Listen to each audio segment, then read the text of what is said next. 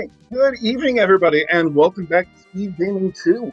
I hope everybody enjoyed that wonderful Super Metroid 90% race we just launched. But coming up next, we have the upper bracket final of the Final Fantasy V Career Day Standard Flags Tournament. We have Alastair0579 against the defending champion FieryBlizzard. The winner moves on to the grand final. The loser will drop down into the lower bracket to the lower bracket final to face Judge Joe. How's everybody doing out there tonight? I am man050778, and joining me in the commentary booth tonight is Dryzalizer. Dry, how are you doing tonight, my friend? You looking forward to this? Yes, definitely, Z-Man. I'm in the race room. I'm about to press the start button for our racers. This is a match between, so far, two undefeateds, so it could be real interesting. Yes, indeed. This is a double elimination tournament, so in order to get to this point, you have to win all of your matches. This is a rather standard flag, so if anybody here has not seen a Final Fantasy V Career Day randomized standard flags race, everything is randomized. A lot of the chests are randomized, right? The bosses are randomized, the key items are randomized. You can see the tracker what the key items are. Dry and I will certainly go through them kind of as they come up. But really the big new thing to this tournament is, number one, not all jobs are guaranteed to appear. All abilities will appear, but not all jobs are guaranteed to appear. So we may never see Samurai. We may never see Dancer. Who knows? The other big thing in this tournament is that key items can now be placed in treasure chests where there are monsters in the boxes. And we'll see that real early when our runners probably check Tool pretty early. But I think, Dry, if you haven't already, I think this is probably a good time to drop the gate on our runners and get this race going. I already did. I'm expecting them to begin any second, and off we go.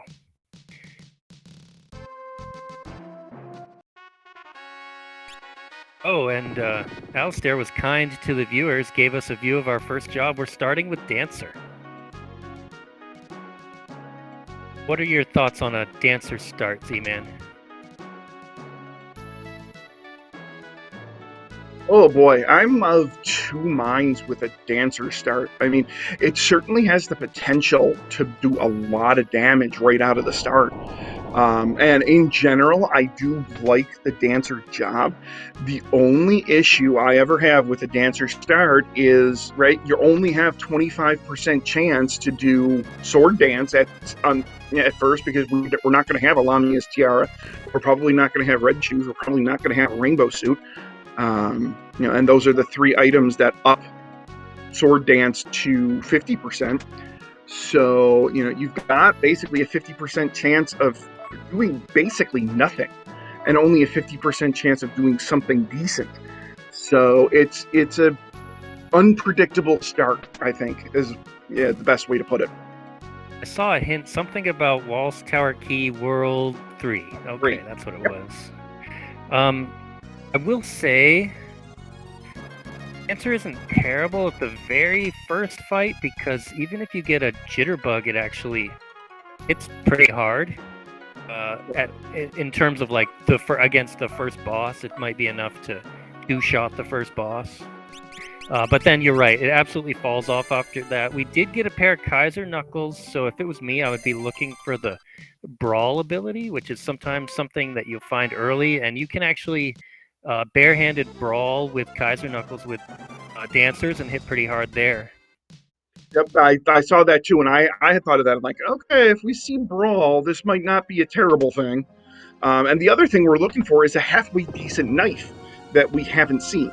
Oh, there's Dragon Sword. All right, so there's our win condition for the first few bosses is Dragon Sword. That is certainly enough to get you through the Wind Shrine boss, through the Canal boss, and through the Ship Graveyard boss. Yeah, the randomizer made Dragon Sword useful. Not really all that useful in vanilla unless you're doing some weird builds. Really useful, really nice to tier it very low to help our racers get going. Often find Dragon Sword early. And a comment from Judge Joe in chat: the fists do have a higher ceiling than chicken knives. It's true that if you manage to get some punch crits on your sword dances barehanded, there's a Lamia tiara though. That is gorgeous. You throw that Lamia's tiara on whoever has the Kaiser knuckles, and you just watch the damage fly at this point.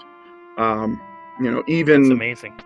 Yeah, even with a halfway decent knife, or even just with bare hands, that should be able now, right, with that 50% chance of sword dance, and then the 25% chance of the jitterbug duet. You got a pretty good handle and some pretty decent damage early now.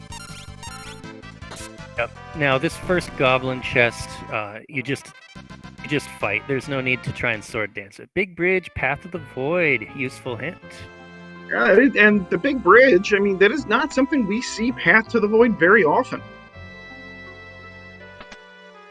I feel like the last race that I watched, it was path to the void though. Yeah, the other night it was Karma versus the one that we. Yeah, but no, you're right. You could go many seeds without ever having that particular thing required at all. Circlets are really nice for mages. One of your favorite items was found early on in Tycoon Castle, the wizard rod. So if we get a mage, it'd be very useful for boosting those magic elemental spells. Yeah, I absolutely love those wizard rods. You put wizard rods on a black mage, and they can absolutely do a load of damage. If anyone in the chat is not familiar, or anyone watching is not familiar with, and is wondering, why are we buying 20 antidotes? Why are we buying 30, 40 revivifies? These are mix items, and chemist mixing is extremely powerful to the point where even though we haven't found chemist or the mix ability yet, you just buy this stuff. It's really cheap, and then you'll have it for later if you get the skill. Yeah, mix is probably, I would say it's probably the single most well, that and Guild Toss. Mix and Guild Toss are 1A and 1B as far as broken abilities in the game. You can do so many things with Mix. It's kind of ridiculous. We had to actually nerf Mix a little bit by making turtle shells unbuyable, except maybe in World 3. They used to be buyable in World 1, and then you could just do the Drain Kiss mix on almost everything early to kill it, so that was a little too OP. So we bumped that back, and sometimes mixing is generally very good. If it's your only source of damage, it is a little bit slow, so you do want to sort of use it as a support skill. Yeah, it is. Yeah, it's certainly primarily a support skill. Alastair, we are having Alastair dip into World 2 shopping here. I don't think I saw something that caught my eye. I forgot what it was. Oh, and there's rainbow. Oh, that's great. Some rainbow dresses sold early. That's fantastic. Yeah, you don't necessarily expect to find a rainbow dress in a World 1 shop, but there it is. And also there, Fiery goes clearing the first boss, Soul Cannon, in the Wind Shrine, and gets another wizard rod, of which we already have one. And, I don't think I saw Alastair pick up any of those rainbow shirts, rainbow dresses, whatever you want to call them. I probably would have stacked my entire party with them. Because there is a pretty good chance that at some point you're going to pick up a ribbon. And that ribbon with a rainbow shirt with Kaiser knuckles, I mean, that's great equipment for a dancer. I agree that you at least want to remember, no aerial areas have no keys. Okay, so nothing aerial is a hint from the librarian. That means no flying Lanka, catapult is not required. But what you're saying about dancer there, Z-Man, the rainbow dress is generally considered the more desirable item because the ribbon goes on your head when you find one, especially for dancer. Mm-hmm.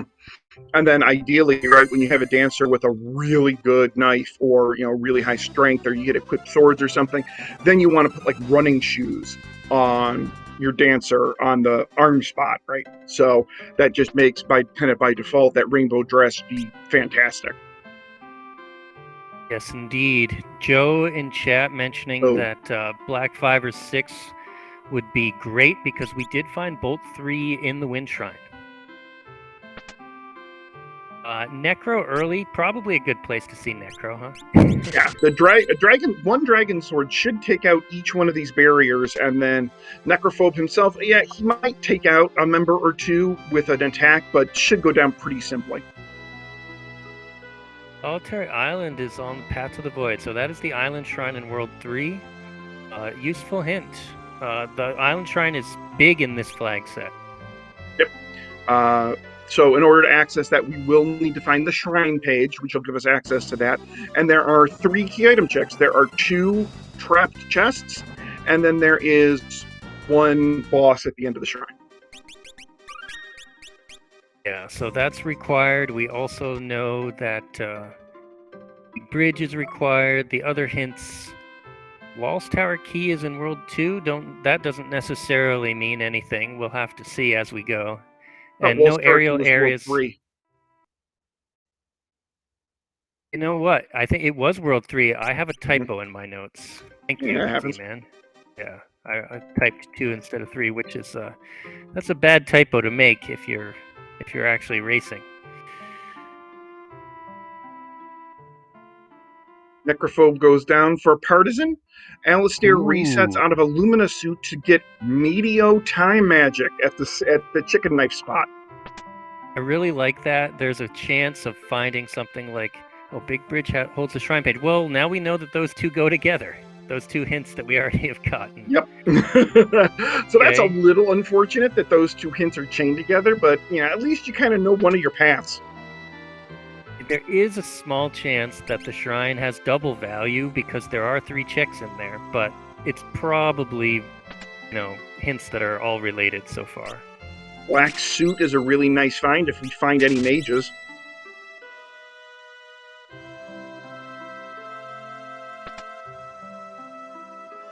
Okay, so Fiery is going through the ship graveyard here. There's plenty of loot along the way, but we'll soon be at the boss. There is a little side room with a few chests in it. I'm not sure if he's going to go in. He is. Okay.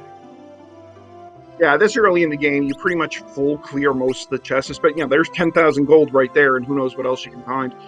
But gold is certainly at a premium. Oh, Yoichibo here in one of the more magic shops. Yoichi is interesting. A dancer in the back row doing sword dance with equipped bows can do some serious damage. It's sort of a surprising combination, but it does work. Stalker can be a little rough. If you get mind blasted here, your character's dead, but it's sort of RNG whether you'll get mind blasted more than once. Yeah, this is not an overly difficult fight. It's just annoying. And another hint, Elder Branch is in World 3. And it's not necessarily bad that one of the characters here gets mind blasted, because mind blasted is a pretty powerful blue spell if they happen to find the blue ability or a blue mage. Mind blast you can really do a lot of status ATB locking with that spell, so you can really save yourself a lot of damage.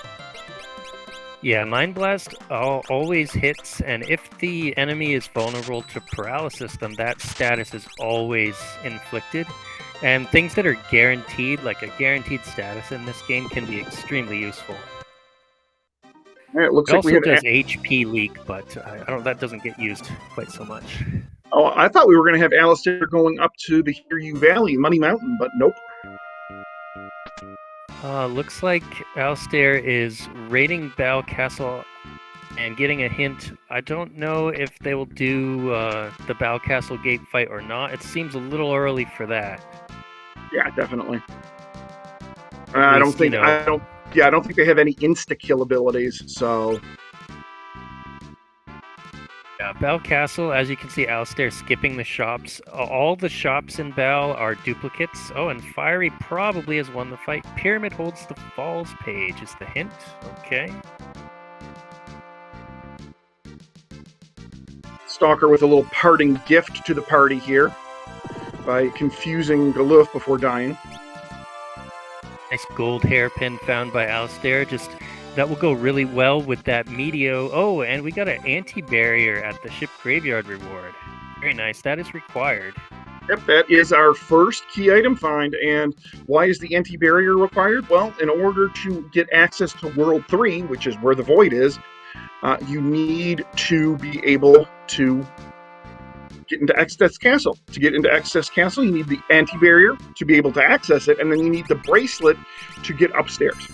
So anti-barrier gives our runners access to the bottom, the basement of Excess Castle, which may actually hold the bracelet. I saw that Fiery in Carwin Town found the red mage job, so technically we do have a mage, and is now buying some rods in case he needs to break them. Also, I noticed... Oh, no, I didn't notice. Alastair's stream hitched on me, and I don't know what was the treasure in the Bal Castle moat. I missed it because of that. Yeah, I didn't catch it either. Well. So, about the only, in my opinion, okay, I don't like red mages.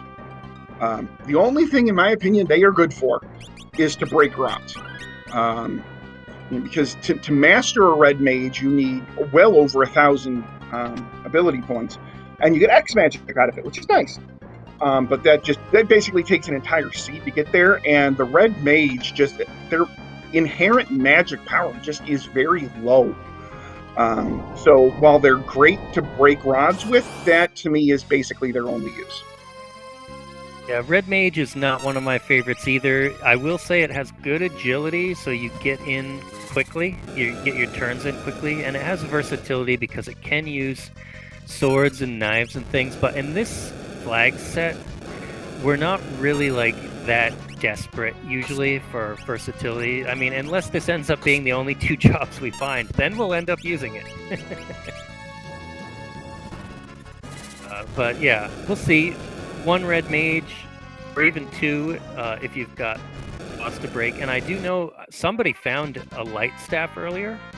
Red mage can also use staves, so that versatility does come in handy if you've got nothing better. In, say, the Castle X fight or something like that. Yeah, and now that Fiery is starting to get into those boss spots that start to have a little bit higher HP now, being able to take out a boss spot with 1 or 2 rods actually is really nice. Because you can really pile up the experience and really get yourself some levels. Okay, so I saw a hint if it's fires in World 3, that probably means that unless our racers cannot find the bracelet anywhere else, they might save the library for later when they actually have the Ifrit's Fire. That way they don't have to double dip it. Now, so check the front and back of the library, in case people don't know. Another Lamia's Tiara for Fiery. Of course, that strategy, unfortunately kind of backfired on IB Karma in the last race, because there was something key in the Ifrit spot, the first spot in the library, so we'll see what happens. Yep. Doing the early library check does not actually lose you all that much time, so it's worth throwing it in there every once in a while. You don't want to make it a hard and fast rule to always fade it. Oh, Tyrannosaurus, I believe we have Phoenix Downs. I certainly saw, yes. If this hits, it's a one-shot, and there goes Tyrannosaurus. Not heavy, and also undead, so Phoenix Down can insta-kill that boss. I'm a little surprised Fiery didn't use a Phoenix Down to revive his fallen character. Ooh, Summon level 3 is fantastic. And the bracelet, so we already have our go mode in terms of getting to World 2 Excess Castle. Now we just need some levels and some confidence and some power. And probably we want to get a tablet if we can, so we can raid Kuza Castle and such. Yep. And Fiery right now is sitting on a pile of gold. He found a giant's axe, which is worth 20,000, and he also has a bone mail, which is worth 10,000. So he's got a lot of cash to spend here now that he's going to start to raid the World 2 shops. Yep, and here he goes, selling some of that stuff, already over 50 grand. And that giant axe goes as well. Nice money there. Not all that useful of a weapon, although you could equip axes on a dancer if you wanted, and they would chop really hard doing sword dances. So you could see Fiery pick up a stack of javelins. Why would you pick up javelins if they're 100 gold and they're a spear that only a dragoon can equip?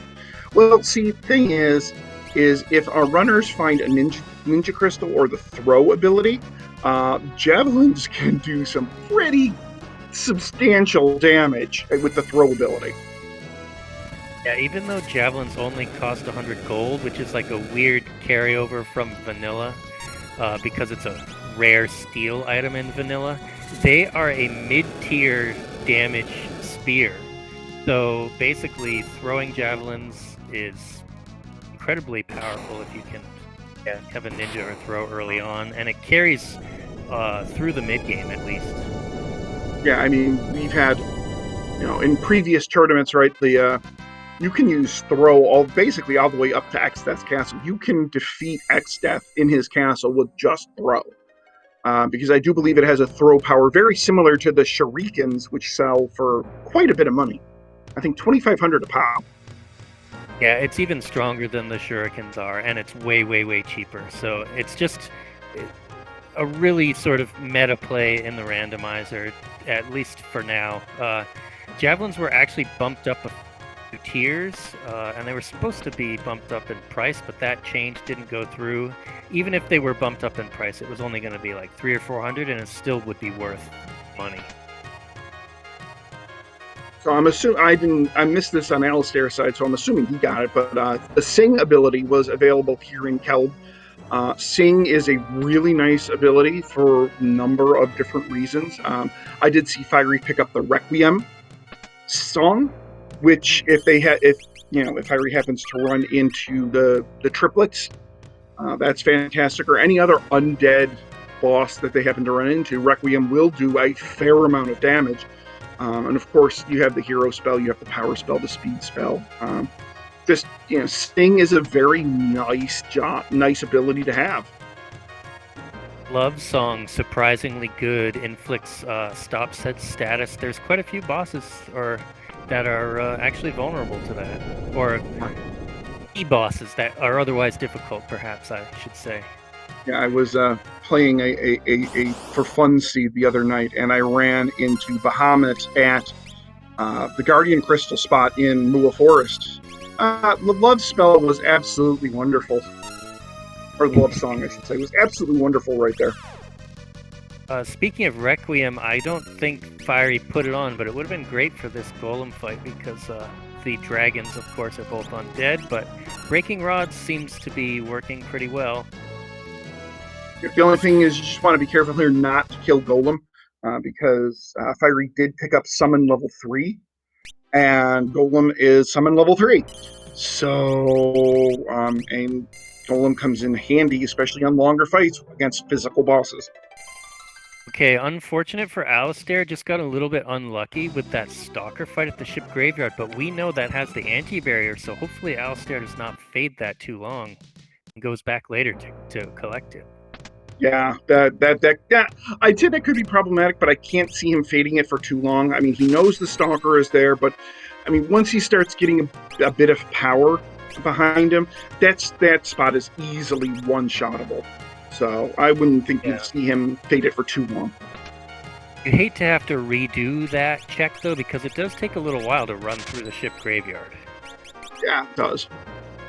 But, I mean, it's completely understandable that someone would get wrecked by a Stalker there. In fact, I think Fiery got a little bit lucky getting through first try. The Mind Blasts that come out are just ship graveyard path of it. Well, okay, so Alastair will get this hint and he'll be like, darn it, definitely going back there. Yeah, so now that ensures that he's not going to put that check off for too terribly long. Yes. Well, that's good to know. Alastair will eventually head back. Maybe not right away. No need to go back immediately, but... Boy, Fiery reset out of that Meteor time magic. He's getting a little greedy here, and it's going to kind of backfire on him. He's only going to find a Lumina suit here. Well, he'll reset again then. I mean, little time loss, not too bad. Yeah, if I got Meteor, I don't think that I would check the other thing myself. Like, I wouldn't. Meteor is just that good. Yeah. If you find Time Mage or Time level 6, then Meteor wrecks basically everything up until the final fight. Pretty much. It's, sometimes you want to do even damage, and Meteor can be, if there's multiple targets, can be subject to a little bit of unreliable RNG, but oftentimes it just works out anyway if you just go with it.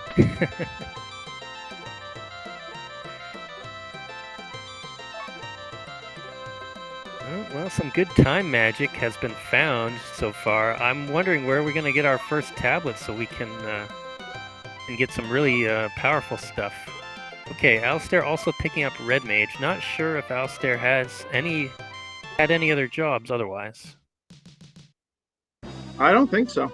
In fact, I don't think our runners, I think those are the only two jobs our runners have right now, is Dancer and Red Mage. Both of them. I believe so. Yeah, I haven't seen anything else pop up, or at least, they didn't buy anything. I think I saw, Monk available in a shop or something. Yeah. Not too interested in that. Although Kaiser Knuckles on a Monk, not bad. Not bad. I mean, I have been known to throw Kaiser Knuckles on a Monk for damage, every once in a while when absolutely necessary. I'm looking over hints. We haven't seen the Guido library hint yet, but we've seen every other hint in the first two worlds already.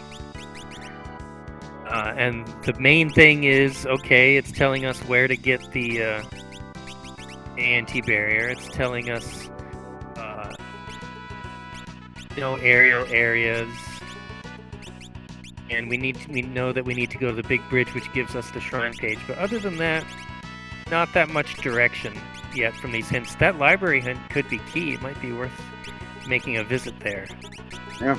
I mean, you're right. Our hints have been kind of vague and annoying, let's say. They really haven't told us a whole heck of a lot. Oh, this is a great spot to see Odin. As long as we don't mystery waltz the whole time. Okay, so now Fiery is going to go do the catapult spot. The reason he's doing that, even though we know that aerial areas have no value, is you have to do catapult to unlock Meteor, and he's going to want to clear the meteors because they're fairly quick and give good experience. There are 3 chests in the back here. Sometimes they're good, sometimes they're not. But yeah, this is more for experience and experience. I like to get these chests early if I go there early. Stop spell is useful if we get a chance to cast it. Odin goes down on Alastair's side, and we get money. We get an anti-magic bow, which, that's money. Yeah. That is one of those money bows that you pretty much just sell. That's not very useful. We don't have any sort of bow characters going yet either, so. And with Dry's are going back now to the ship graveyard. I think he picked up Red Mage and some rods. I wouldn't be surprised to see him break a rod over Stalker's head. Yeah, that's an AoE though, so if it doesn't, well, even if it does kill, you're gonna risk getting blaze countered from that. I don't know if I like that strategy. Ideally, you want a big sword dance early, but I don't know if we have a very strong weapon for sword dance damage. We really don't. And we haven't really seen any great abilities either, right? There's no equipped bows. I saw equipped katanas, but we haven't seen any good katanas. Yep, still looking for some of the good stuff.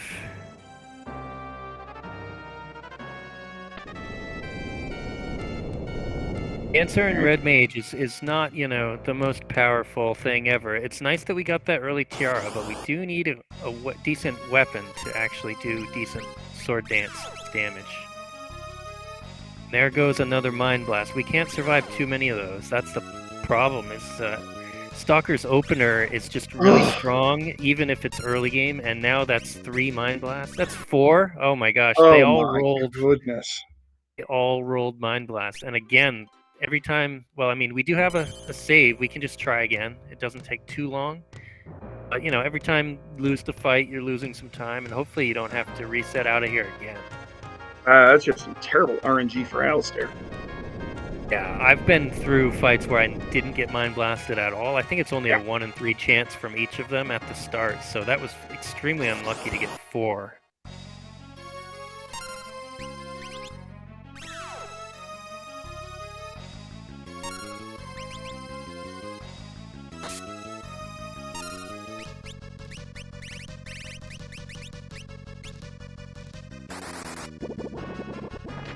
Okay, Fiery doing some shopping. This town is Jakol. Oh, I think Alastair might have a katana on Bart's, but also has to reset out of Stalker again. Stalker is not a fun boss to encounter early on. No, not at all. If you just get the hit points to survive the opening Mind Blast, you're paralyzed, but you'll learn Mind Blast, and then you probably will get through the fight. It's just that opening is really tough. Esper Hub, thank you so much to gifting 4 Tier 1 subs in honor of the 4 Mind Blast opener that Alastair suffered. We really appreciate that, Esper Hub. Thank you.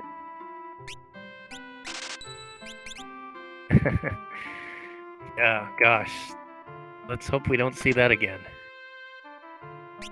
Subs are fine. 4 Mind Blasts are not. Fiery taking on Lonka Meteor here. We're going to see what this boss is in just a moment while Alastair does some shopping, looking for a little more power to take out that Stalker. Or maybe we'll go into Walt's Castle and try to do that fight first.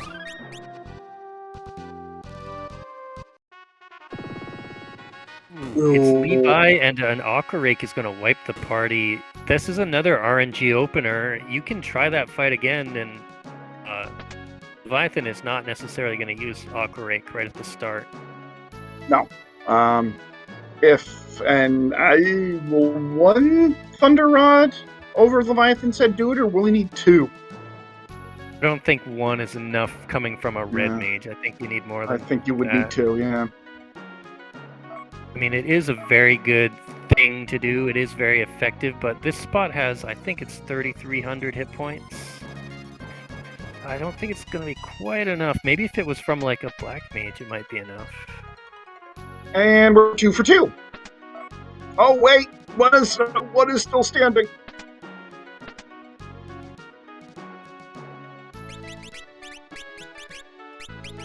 Looked away. Is this the two Thunder Rods? Oh, wait a minute.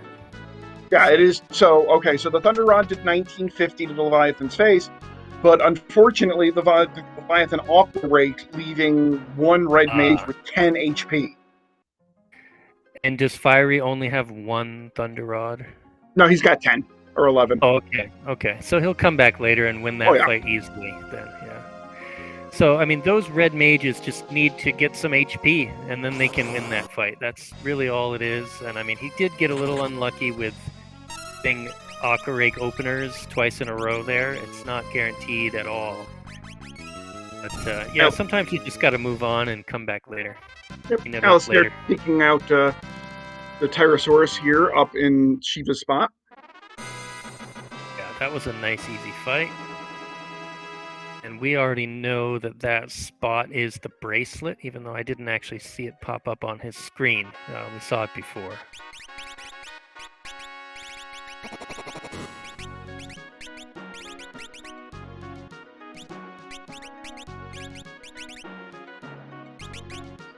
Fiery wins against the Hear You plant. That's a nice victory because that's a good experience spot for sure. A lot of people are gaining levels right now, gaining hit points. And another golem there, which we already had. Yeah, that's a little annoying. You know, some key items would be really nice to show up soon. Well, you got to do your meteors. Those those are where the value is, I would say, in World 1 at least, in terms of experience and being quick checks. So both racers are at different meteors right now. Fiery is at Tycoon Meteor, and it's Holly Carnasso. Do we have any maiden kisses to deal with this? Oh, almost got the sword dance time. We do. I think I saw. Yeah, I see the maiden kisses. Good news is you can still break rods as a frog, so I think we're just going to see Fiery break rods until Helicarnassus dies, and then use a tent to heal the frog form. Sure. Save those maiden kisses for mixing later, perhaps, and nice to get Hallie out of the way. You know, you don't have to deal with being all frogs anymore after that. So, Alastair does have something pretty solid equipped. He just did an 1800 sword dance to the Hiryu plant. I missed if Fiery got a reward from the Meteor. I thought I didn't see anything major. I mean, at first I thought, like, was that Summoner Crystal? But I don't think so. I think if it was a Summoner Crystal, Fiery would have switched to it immediately. So it was probably a summon level something or other. Okay. Yeah, Alastair has a katana on at least one dancer, and katanas have a chance to crit, and that stacks on top of sword dance. So that might have been how he did so much damage. Oh, that could be. Yeah. And Judge Joe, the opponent of the loser, says that this is going to be a bard that was a bard's clove. Another aqua rake to the face. Okay, but we survived this one. And if you break this Thunder Rod, you do not get the magic counter. You get the physical counter, if anything. So just do it one more time. Didn't even get a counter, and this is going to end Leviathan right here. No counter because it's dead. Very nicely done there by Fiery. Gets his revenge on Leviathan. And gets the sub key. Interesting. And we have Alastair going back for yet another crack at the Stalker. Expect Fiery to hit the Karnak meteor right now. Yeah, there he goes. Cleaning up all the meteors. Team is level 19. He might watch. I'm wondering if Fiery's going to intentionally kill somebody here. Because he very well might do that. Yeah. Because I'm pretty sure all of his characters are at level 19. And he loves picking up level 5 Doom at the top of the library basically as soon as he can. Let's see what happens if Fiery decides to let somebody die here.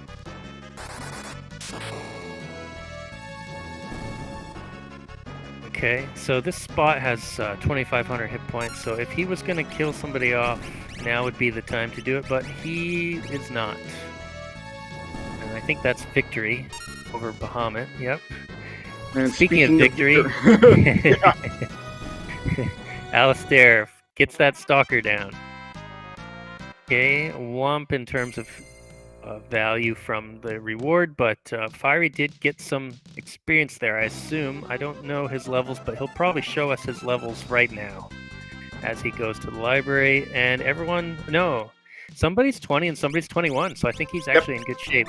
He's in great shape, so he's just going to run up there and take care of that right now. And we're also going to see the last hint from World 1, which we haven't seen yet. Talking to Guido here is the time to. Now is the time to do that. Okay, except Castle Path of the Void. That's useful information to know. I mean, you won't try not to skip anything in there when we go there. Yeah, I was going to say, the issue there is most certainly there's 3 spots there, so you don't skip any of those spots. You do them all. All right, and now we're going to wait for a level 5 Doom out of this page. Yep, page 64, the devil-looking page is the one that uses it. We got 2 people that are level 20. We only need 1. And as long as you win this fight, you learn the spell. And we got the quick fight, too. Didn't have to kill any more pages and learn level 5 Doom just like that. And then you hit the pot on the way out and everybody's fine.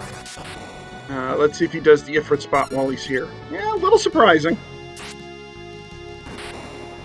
Well, we do have our sort of key items already to get into Exteth's castle, so it's a little bit of a You didn't lower say. priority, maybe. Oh, And we do have Alastair taking out Halicarnassus for the Bard's Close. Okay. So spicy check here by Fiery.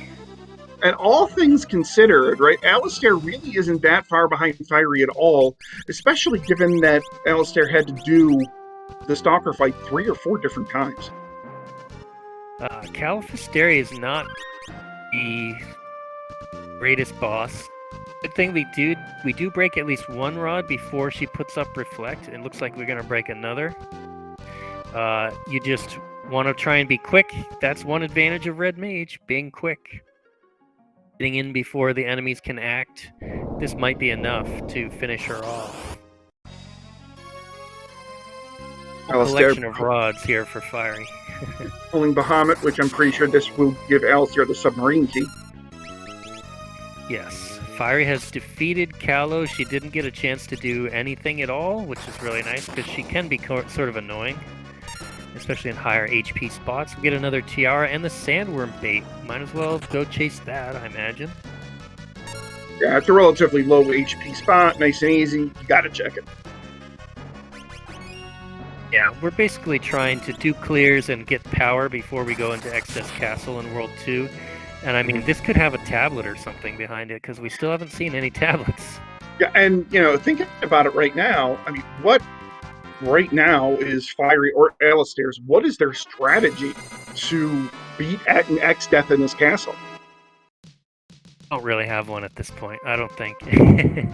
No, you don't. You don't have one. Well, now if we do break Rod on Sandworm, that does, okay, we're just boosting our Bolt 2s. So if you do AoE Rod break, then you do risk getting countered by the holes, which do Demi and cut your HP in half. This is vanilla Sandworm, right? At the vanilla spot? Mm-hmm. This is indeed vanilla. Only a few thousand hit points here at least, so it shouldn't take too long. Although Sandworm is annoying, it's always in the back row. So if you're doing physical damage like Sword Dance, you're only doing half of what you would do to a enemy that's considered front row. Alright, so Alastair abandoning World 1, heading into World 2. And Fiery has defeated the Sandworm. Got a couple Sword Dances in there, so it made it fairly quick. But just a gold shield, so it's a bit of a womp.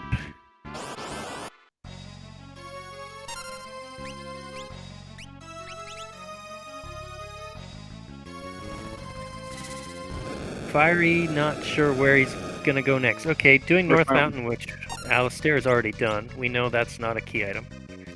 I think it soon is gonna be time to do some World 2 checks. And if I'm in this spot, I think, I do the Bell Castle spot, right, which, we know is nothing. But then I think I go right here, Valley, and hope that there's something up there. Ability or crystal-wise, or just something that'll allow you to take out Exteth up in the castle. I mean, because really right now, I mean, even the basement spot is going to be hard to take out. Yes. I would also consider Moogle Waterway. It's a low hit point spot. There's not a lot of loot like Hiryu Valley. So I do... Okay, it looks like Alastair is also thinking about Hiryu Valley, and it's going right now. But Moogle Waterway is just a quick and easier check. I might do that one first and then go to Hiryu Valley unless I got something really good at the Waterway as a reward. Fiery learning Dark Spark is probably going to just break a rod once he learns this spell, and that's another of those great death by math spells. Dark Spark cuts a target's level in half, and that can be extremely useful. Speaking of extremely useful, we have great black magic here in Hiryu Valley. Of course, we don't have black level 4 or a black mage to cast it, but as soon as we do, it's fantastic. Yeah, pay off And I'm sure there will be even more good stuff here at Erie Valley. It's not called Money Mountain for nothing. I think it'll probably give us something else really good too. Oh, we just found a $10,000 guild chest, so that's nice. There, finally a Dark Shock. Equip whips. We have a flame whip. So, equip whip, flame whip on a dancer, and hopefully the damage flies. Have done that before. It's pretty good. When you do a sword dance, I don't think you get No, you don't get the proc. any possibility of the Fire 3 proc, which is a little unfortunate, but it's a solid damage whip. Okay, well, we have really good summons have been sort of, we haven't really mentioned them much, but they've been handed out to us through fights and through looting and such. So instead of break, show is actually even more reliable. Oh, another tiara. So the seed is, giving us tiaras and started us with dancers, but this is a very squishy team. It's scary to roll around with so little hit points. Yeah, I mean, I believe that's 4 Lamia tiaras now for the party. 4. Well, we can be all dancers if we want. I don't think that's... We can dance if we want to. We can leave our friends behind as well.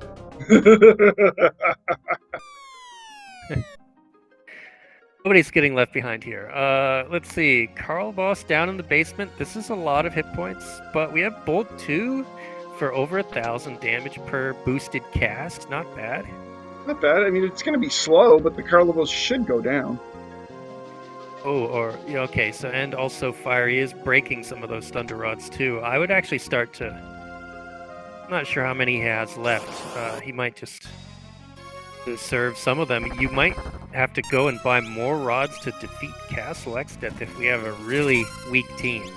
It's a lobster party! Wow, we've got 2 varieties. We've got crayfish and lobster on the menu tonight at the same time. Nice use of Shoat, which Crayclaw is vulnerable to while Carlobos is not. Yeah, they both go down. Let's see what we get here. Anything good? Ooh, Tablet and Adamantite. Now we know that Adamantite is not actually useful because aerial areas have no value. But that first tablet, Fiery's going to leave the castle and go cash that in right away. Yeah, absolutely. Without a doubt. All right, let's see what we got here. Good. And Alastair also going to go down to the basement, so as long as it can defeat Carlos down there, should also be getting that first tablet pretty soon. I see an X-Cal and a Brave Blade. It'd be great if we had equipped swords. Black 6, that's very that's useful. What you take. Yep. We have Wizard Rod, we have Bolt 3. We don't have huge... Oh, Masamune is pretty nice on a answer with equip katanas. And probably take that katana as well. Yeah. And the other plus, really nice... You can, use it to cast haste. Yeah, and the other really nice thing about... Yeah, you can use it to cast haste, and it gives whoever's equipped with the Masamune the first fight in a battle. Instant first turn, yes. Mm-hmm. That's so nice. Great utility on Massman, but Fiery actually did not take it. Brave Blade, do you think that he has seen equipped swords somewhere in a shop? Because that could have been something that we missed. If he's seen equipped swords, I'm not sure why he wouldn't take Excalibur. Especially how Exdeath is weak to Holy. And right now, that's the major hurdle, is getting through Exdeath. I mean, if you have equipped swords, and you put equipped swords and a tiara with an Excalibur on a dancer, that's 99 damage. I agree. So we're going to assume that he has not seen equipped swords, but he's just taking that big, strong sword because it tends to be a good thing. Joe making a really good point in the chat that Fiery does not have equipped katanas, and so that's why he didn't take the Masamune. First tablet there, picked up by Alastair, so now both racers have the first tablet. And I actually missed the other stuff was that Fiery took other than the Brave Blade? Black 6 and X magic. Okay. That's certainly very good. Black 6 gets you basically to Black Mage magic power. You've got the Thunder Rods, you've got Bold 3, and X magic just basically doubles your damage. So that's a really good combination. Yeah, and with the Wizard Rods, that'll increase your damage of the elemental spells by 50%. All right, we got X now. Yeah. But we're having, well, Fiery is going to go check out the barrier tower. And I do believe Alastair insta-picks up Black 6. Yes. I don't blame them for doing that. And probably is going to take the Mass Moon, I would expect, once everything else has been looked at. I don't know if he picked up the equipped katanas either. I'm pretty sure he's been using a katana. Oh, that's right. That's right. A crit sword dance or something from a katana earlier. So, and will it be Brave Blade or will it be X Magic or Excalibur? Excalibur. Hoping for equipped swords or some job that can use night swords, which would have to be sort of the knight. Lancer, I guess, could do it too.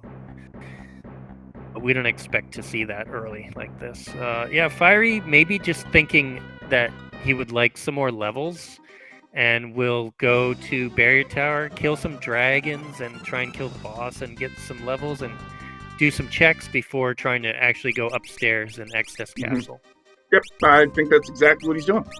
Absolutely. We're still stuck on just 2 jobs for everyone.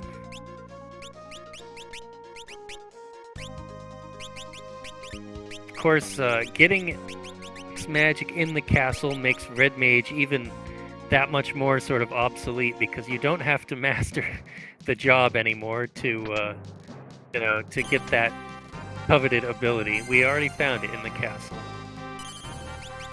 Ooh, Steamship Key is at Barrier Tower. That could be very interesting.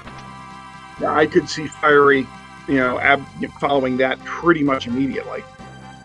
Because there are 5 checks. Yeah. Oh, Big Guard Blue Magic up Exodus Tower. So we do have Alastair going up Exodus Tower. And Haste 2 was over at Barrier Tower, which is really nice. We've got a lot of amazing time spells, just not the ability to use them quite yet. I'm worried for Alastair in terms of survival, but sometimes this castle provides you with some really good stuff as you loot it on your way up. And sometimes I have regretted not going up this castle sooner in some of my own seeds. Big Guard, really nice, but we can't use it yet. White Wind, right. Similar. Yep, I mean, right now Alastair's like, I want blue. Absolutely. And blue has a chance to appear in this castle. It could happen. Or a Blue Mage Crystal.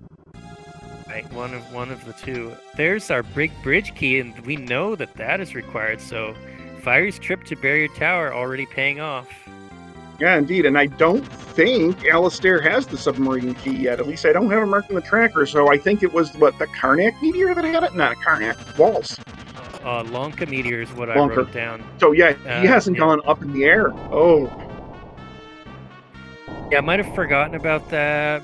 Okay, this should be an easy fight for Fiery because you can put Marigine to sleep. Do we have any fire magic to use against her? We got fire rods. We got some rods, but how many? Didn't look like there were very many. Oh, with sword dancing, that's enough because sword dancing does not wake her up. It looks like Fiery's not even bothering to sleep her yet, but I'm pretty sure we do have the sleep spell if we need it. There it is. Yes, we do. It's nice to sleep her because then she just does nothing for the entire rest of the fight as long as you're doing the types of attacks that don't wake her up. Yeah, so I think we have Alastair going back down now to the carbuncle spot. There's the sleep, but it actually missed. Now Fiery might be second-guessing himself in terms of whether that's an effective strategy. Oh, immune to IO. Carbuncle? Is this Vanilla Carbuncle? This is indeed Vanilla Carbuncle. Well, we can defeat him with Shoat. We just need a Shoat user to be standing after 3 spells have come out. Hopefully this will work out. I think this one also has a break spell with black magic. Yeah, Yep. break works too. Yep.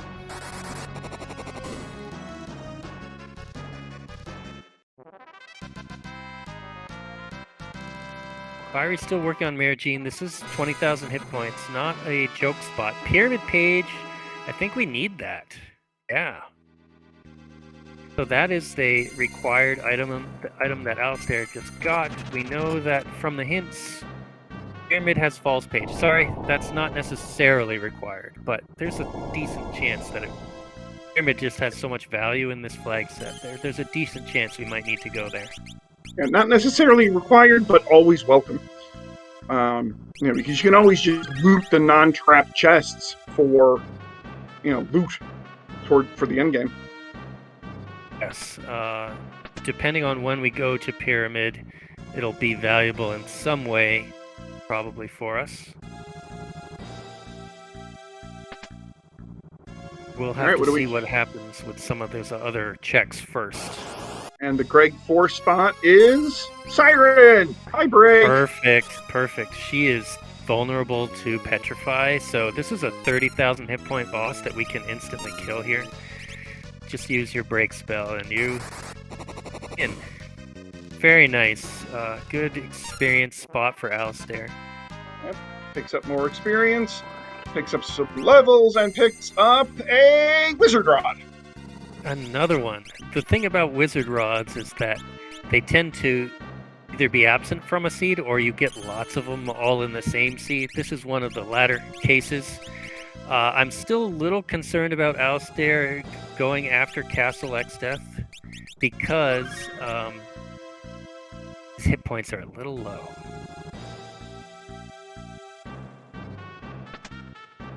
Well, they do have the Alastair does have the Golem spell, the Golem summon, to kind of mitigate some of the damage.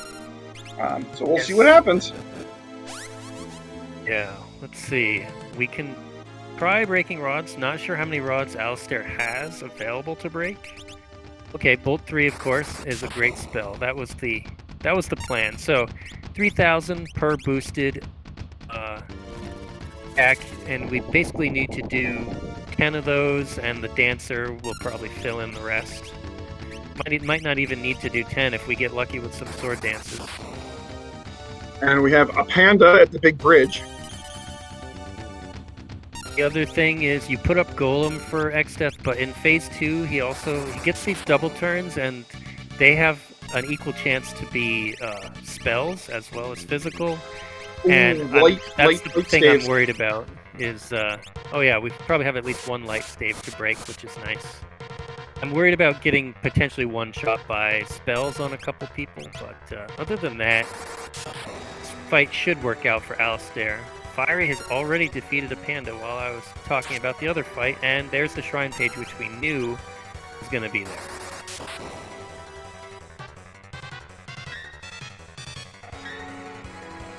Ooh, gonna have to put Golem back up right away. Or break the light staff. Whatever. And we are seeing Fiery going into the steamship, which I thought he might do fairly quickly after getting it. Nice light staff break by Lena for almost 5,000 damage. That is Exdeath's weakness, Holy. Oh, not getting any sword dance luck. Wonder if the tiara... I think it's still on. Pretty sure it's still on. I don't think it got optimized off or anything. But yeah, you see Lena did go down there. Alastair not worried about it, just going all out on damage and gets the win. Very nicely done. That is a sub-hour clear. In this flag set, that's a nice quick clear of Exdeath in his castle. Yep, so we do have Alastair moving on to World 3. I would imagine is going to bum rush the pyramid too at this point, because he has the pyramid page. Just going to go straight there, I would imagine. That is possible. We'll say Fiery, just in terms of routing, the two racers are showing us some nice divergence, which is what I like to see when I'm watching a race, you know. Fiery, some of his extra checks have paid off, and so by no means is Fiery behind. In fact, in some ways, he is ahead. It's really hard to say at this point who has the lead. It really depends on what they do from here. Mm-hmm.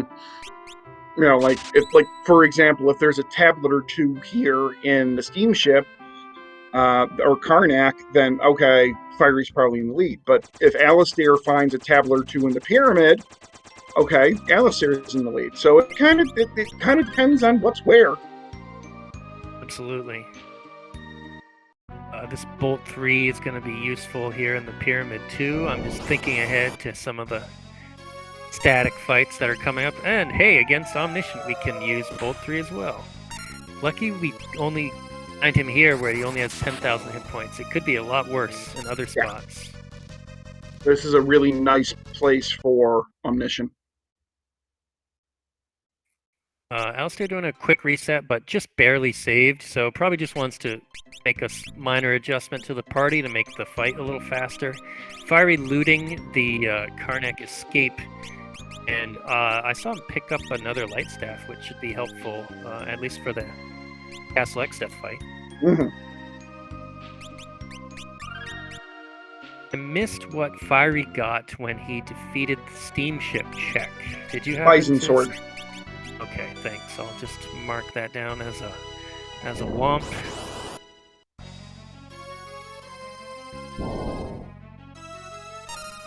And the nice thing about Omni also here is that Omni doesn't hit too hard in this spot.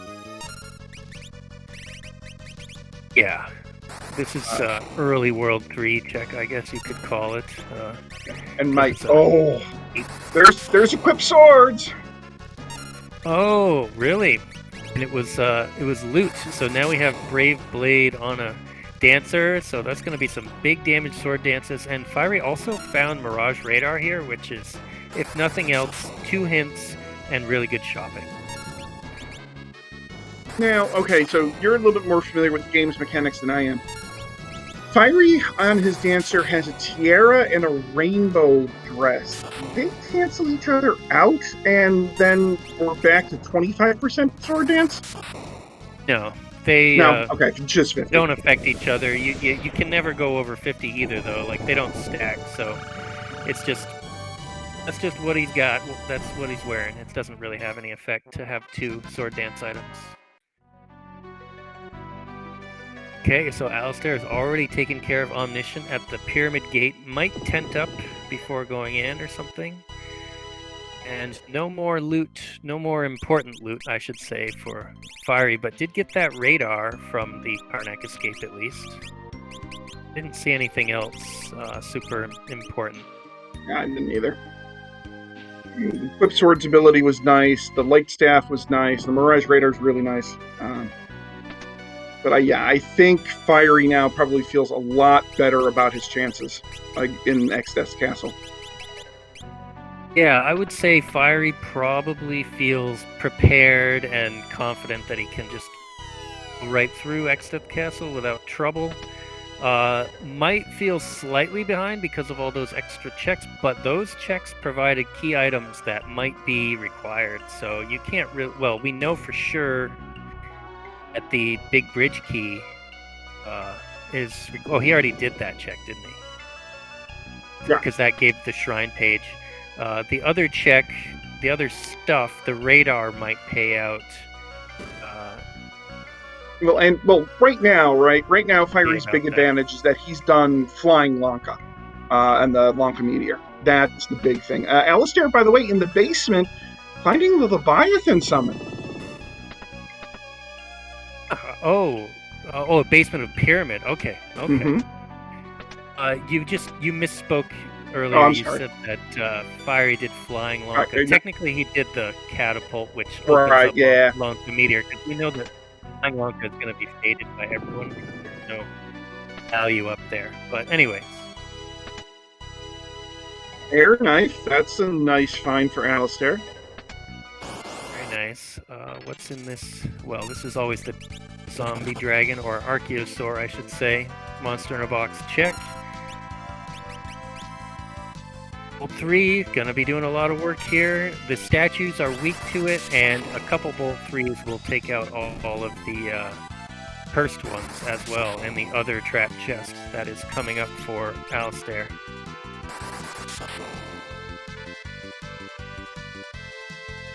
I'd like to have Fire 3, but we're still looking.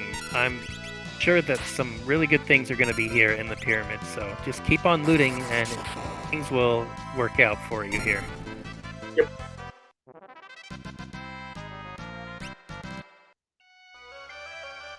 Ooh, trench pages in the pyramid. Interesting. More hints are there. And we know that the falls page is also in here, right? Yeah, we have a hint that says false pages in here too, so pages are in the pyramid.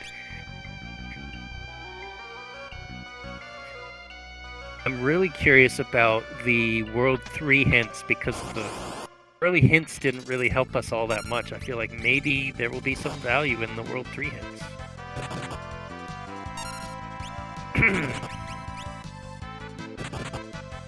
Fiery's health looking low, but it is the Carbuncle fight, and he's timed it and is going to shoot. One summon destroys another. Sort of the way they're set up in vanilla, even. Do it in that order. Violence. Okay, Fiery gets the pyramid page, and that was the falls page for Alastair, which we knew was coming somewhere here in the pyramid.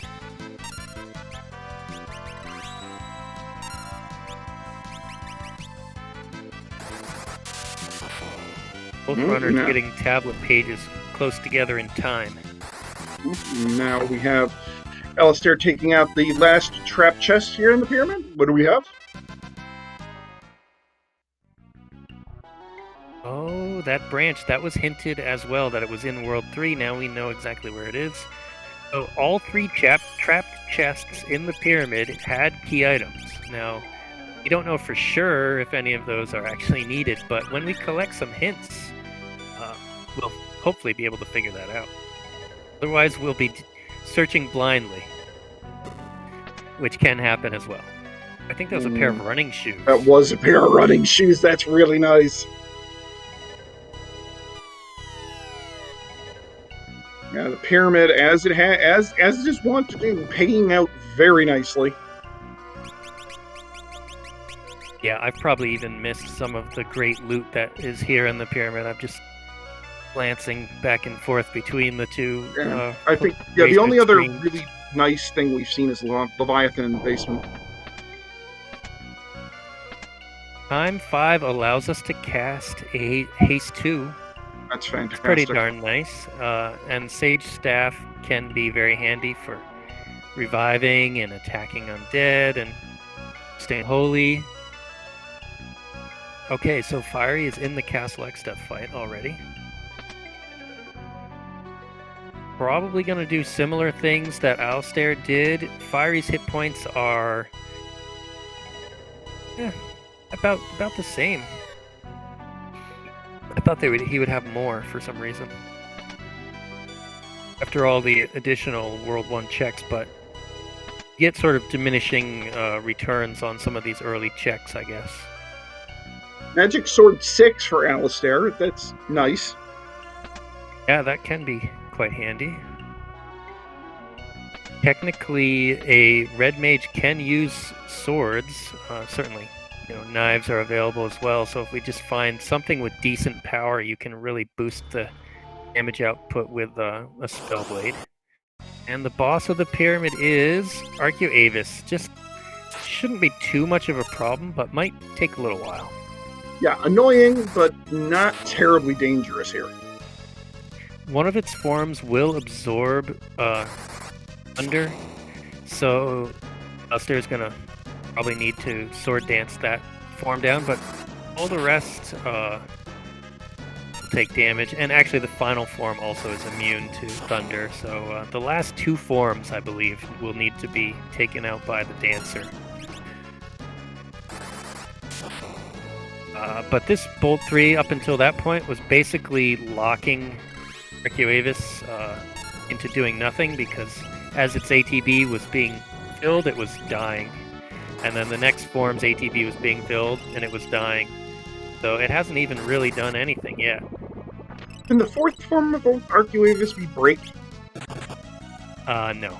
It's non-heavy, so you can use those variety of different things against it, but Petrifies is not that. Oh, I see an enhancer in Alastair's inventory. That could be something useful for the mage to use with Spellblade later. And Fire does get through the X-Death fight. Looks like it was a tough one because only Galuf is standing.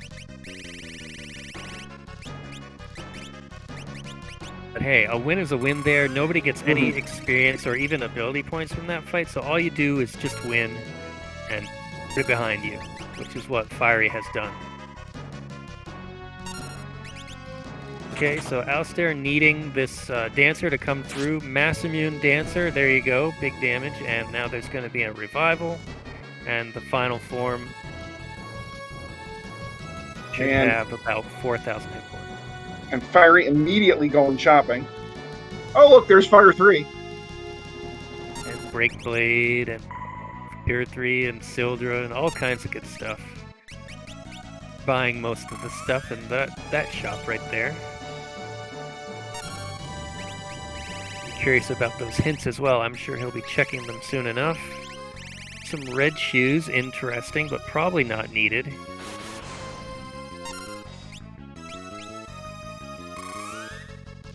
More cabins, but that shop was a bust.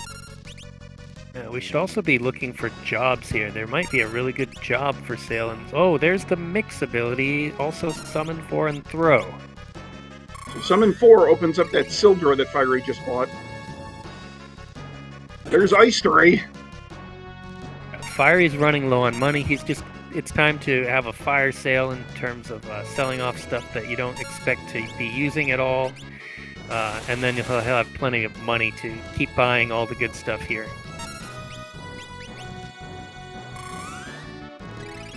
Alastair having a little trouble finishing off Arcuavis, but not really in danger. It just needs this answer to do this. A Mass Immune Crit Sword Dance for cap damage.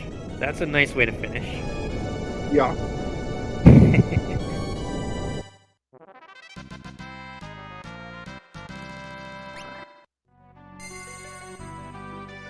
Okay, well, that check did not have a key item, but we got 3 key items from the pyramid, so I'd say there was value there. 5-2, Moogle Suits World 3, Fork Tower, Path of the Void, uh-oh. Yeah, Fork Tower, so you do need that Elder Branch that Alastair picked up from the pyramid.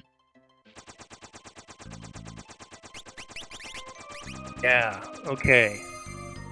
So, pyramid is required. Ooh, Time Mage Crystal. Oh, was that in Mirage? Mm-hmm. Boom Spell, really nice. Lots of great things. I mean, it's expected that you're going to get amazing things shopping at Mirage. But that Time Mage, we have Meteor. I'm not sure. I think Haste 2 is in the... Is it in the Pyramid? No, I think it was earlier. It was earlier, and I'm pretty sure Fiery was the one that picked it up. I think it was in Exodus Castle, actually. So was it? Fiery now has gone really hard in on Time Mages. Is actually making 3 people Time Mages. Probably the same people that were Red Mages before. Probably.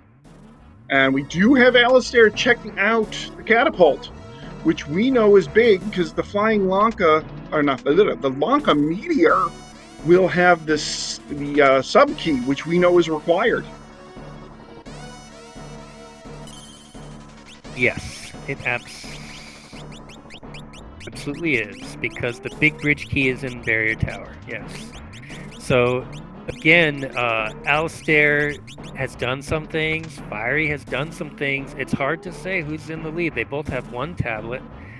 Fiery doing the North Mountain check, this is a bit of a scary check because it's 40,000 hit points, and he's just doing it because he just went to Mirage, and it's sort of efficient to pick the Black Chocobo up here right afterwards. But we know, of course, that he has the Shrine page, and Shrine is required, so I expect him to go there after this. And the Meteor spell takes a lot of the scary out of this spot. Really the only issue could be if Minotauros is up here, in which case then you just reset and come back another day. Yeah, probably so. Oh, and it's actually French Vanilla Magisa. She just moved higher up on the mountain here. And if you have X-Zone... do we have X-Zone? We do. We She do. can go down to that. Very nice. Now, it doesn't have a great hit rate. You might have to try it, but we've got 3 time mages, so there you go. And she poisons Lena because that's what she does. Ooh, X-Fight ability. Ooh, the Hear You Call. That might be more things for Fiery to chase there.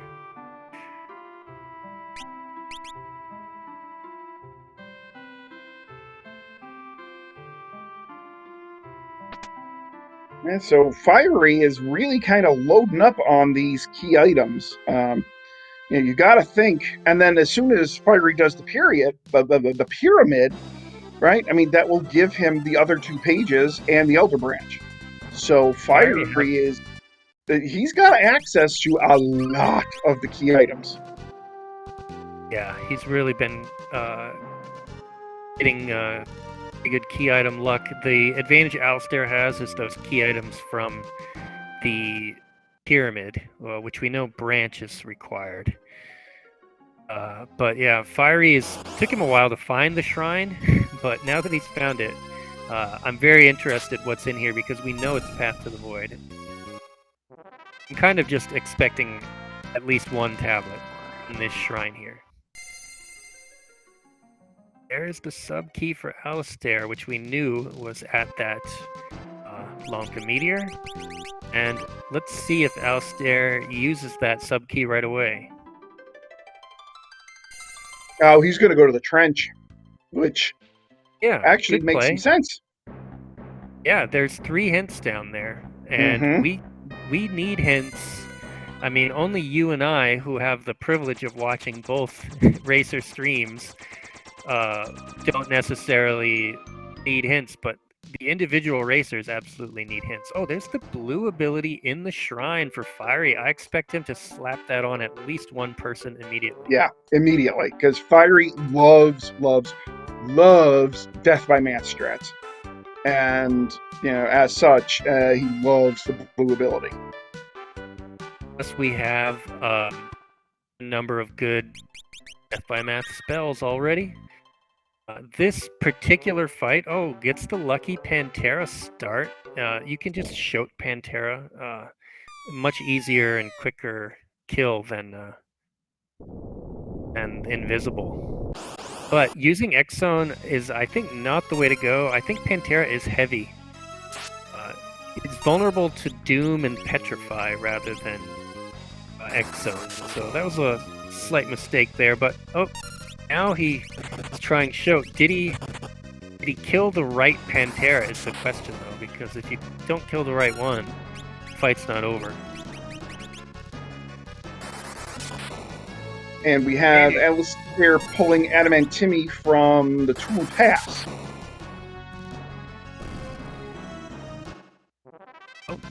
Fiery did get the right Pantera first try. He was doing some extra unnecessary attacking, I think, at this point. This other one should be running away. I think Pantera got confused by Fiery instant killing one of them. And I unfortunately totally missed what was at the Tool Pass. Yeah, see, Pantera just was waiting for an opportunity to take its turn to escape, because those were just fake ones that Fiery kept killing. Sometimes you gotta let the enemies do their thing, or else they won't go away. Pantera's not undead. No, that was just some fake Panteras. Just like if you were fighting Stalker and you doomed a fake one, it would come right back too. The real one is the one that matters. I'm sorry, G-Man, but I also missed that item. Alright, so we have Fiery pulling the prototype in the second enemy in a chest here in the shrine, and we have Alastair pulling the Chimera Brain as the guardian of the trench. Prototype is tricky because you're expecting to get the Mecha Head weak to lightning here, but Prototype actually dies to Shoat. You just have to look at the name of the enemy rather than the form of it, because they look exactly the same. Oh, there is the tablet. I predicted there would be a tablet here in the shrine. 4th tablet.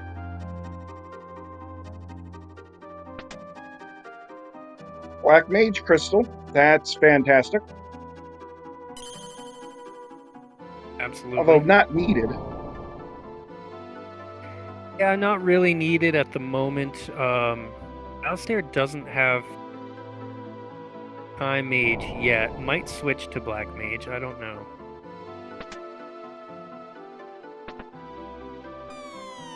Oh, sorry, it was Fiery that picked up Black Mage. My bad. All right. Oh, another floor to go before the hint.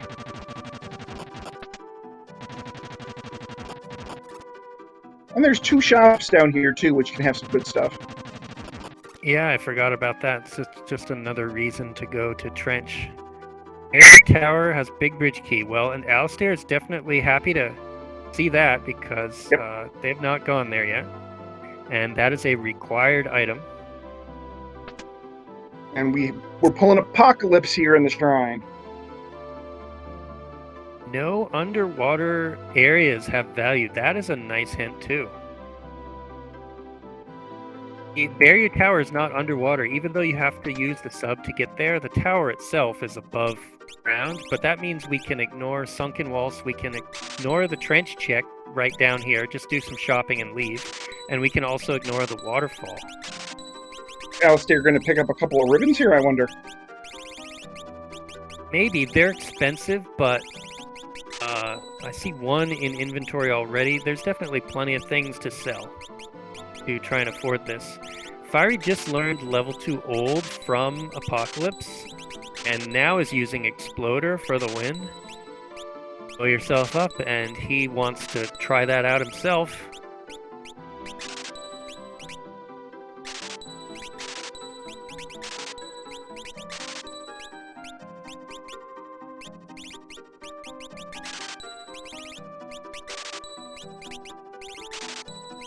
All right, so we know we're going to get 1 tablet either in Fork Tower or through the Fork Tower chain. Mm-hmm. So do we have 1 that's completely unhinted at this point? Let's see.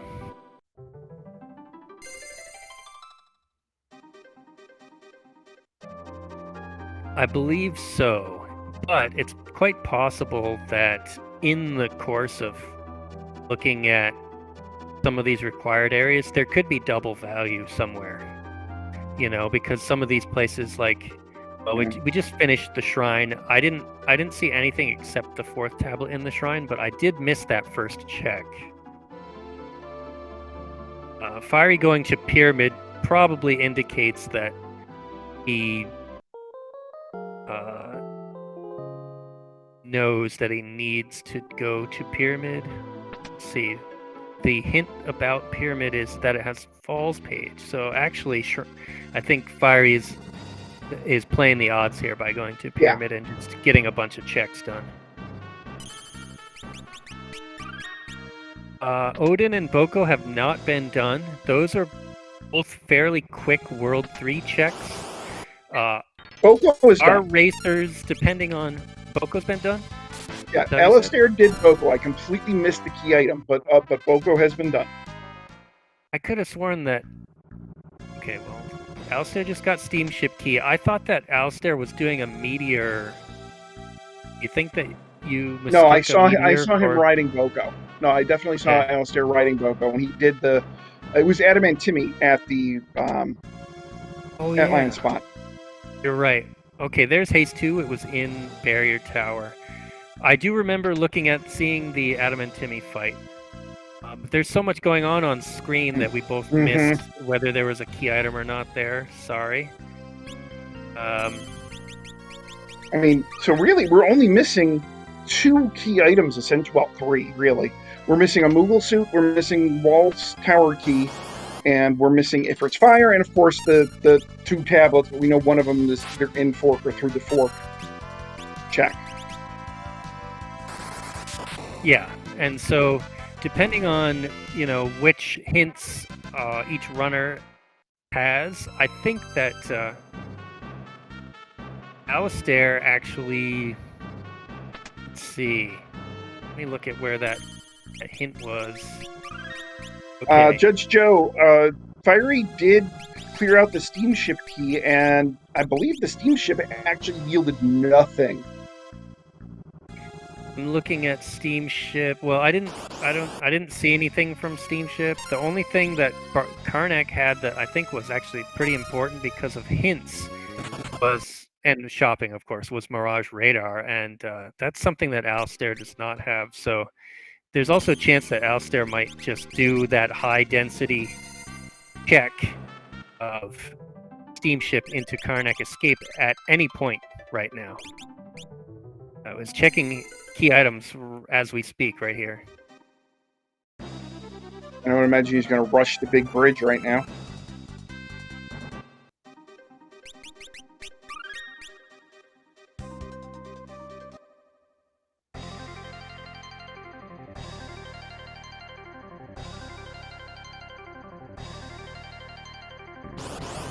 And I forgot what this yielded. This yields the shrine page. That's right.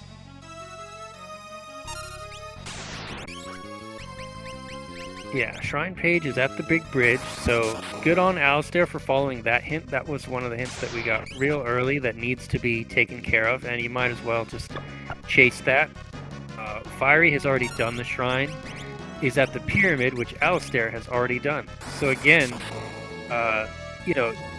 runners are taking different routes, but are fairly close in terms of what they have and what hints they have. It varies. It's really it's not easy to say who's ahead.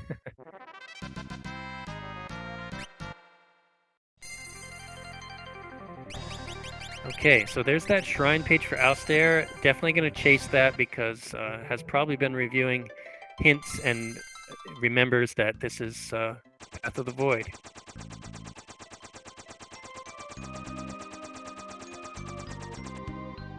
Oh, looks like Alastair going.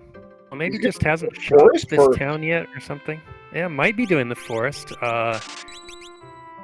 Both racers do have branch. We had a hint about the Fort Tower, but that was at Mirage, where Alastair has not been. So yeah, is not actually doing the forest, even though we know that it would have been fine to do forest at this time.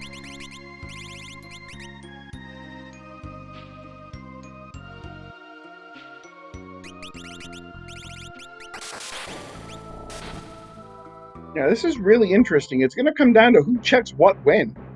Although I would imagine Fiery, knowing that Fork is Path to the Void, probably does the Elder Branch as soon as this pyramid is done. Absolutely. You want to have as strong a team as possible before you go into Fork, in case it's a very rude Fork Tower. So of course you're going to come to Pyramid first. And this does pay off because we know that in the Pyramid there is a number of things. Branch, of course, being the really key thing.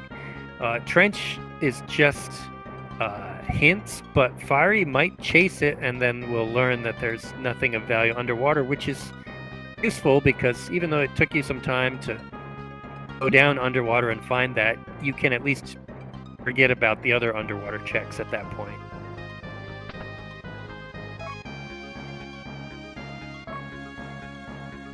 Okay, Alastair also got the blue ability from the shrine in those two hidden chests, the two most hidden chests in the game.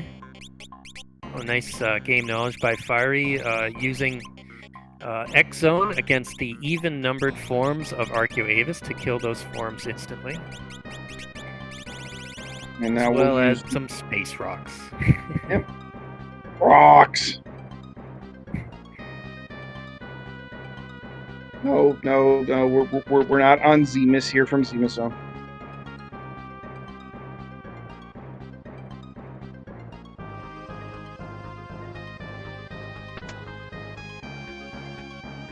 And we do have Alastair full clearing the shrine here a bit.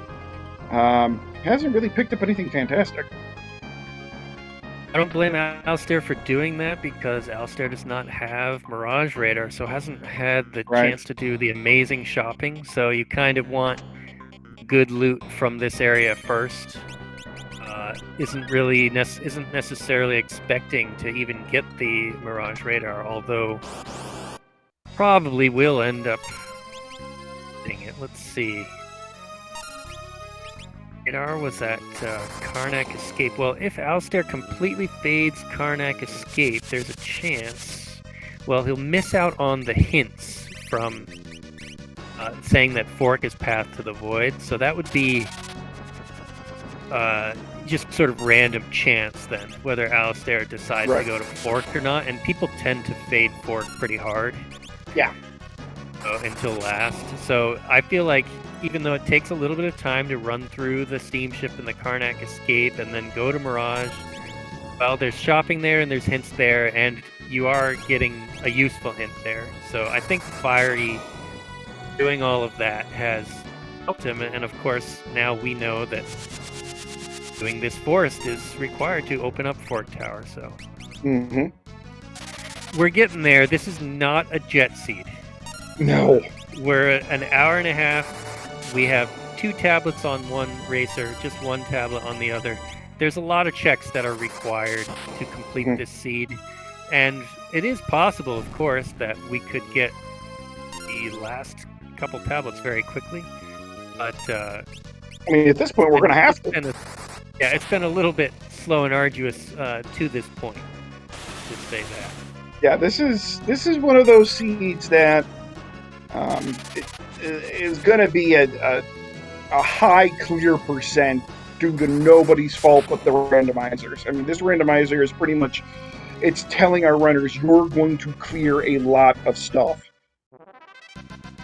Yeah. We can eliminate the underwater checks, we can eliminate the aerial checks, but there's still other checks. For example, key items that we get from Fork Tower. We may get tablets, we may get key items, and then just chase those. There was a hint earlier about Ifrit's Fire being in World 3. That could be at Fork Tower in the back of the library. Might have the Walls Tower keys in World 3 too. Yeah, exactly. Walls Tower is a place that we haven't been able to go. Now, Fiery does have the Hear You Call, but I don't think he's checked the fleet, so that's another spot that potentially could have something. And then, of course, the World 3 checks that we haven't done yet, which is Odin Basement.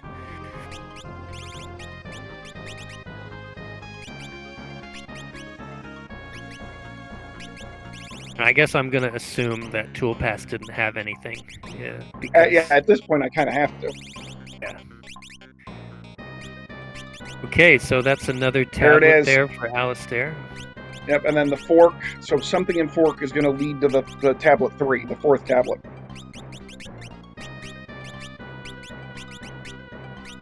Oh, wow. The Forest had tablet 2. Mm-hmm. Wow, double value from the Forest. Interesting. And okay, I think that might actually be bad news for Alastair, unfortunately, because I'm thinking he's going to put off that check as long as he possibly can. And he's got some other things to check. Yeah, the only way that you would know is if you went to Mirage, and the only way that you're going to go to Mirage is if you do Karnak Escape. And Alastair's mind is not on World 1 checks at this point. It could decide to do it at any time, but there's nothing really pushing him to do that check. Other than 5 item checks.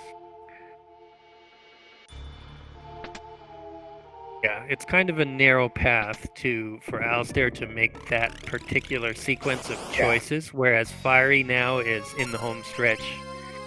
Because we know that Fork Tower has serious value. And even the loot in Fork Tower is nice. Another pair of running shoes found in there. Nice.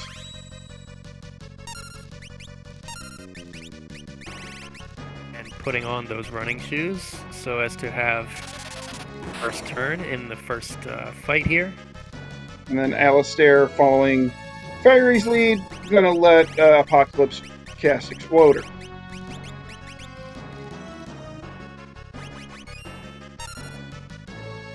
Somebody is going to die from this.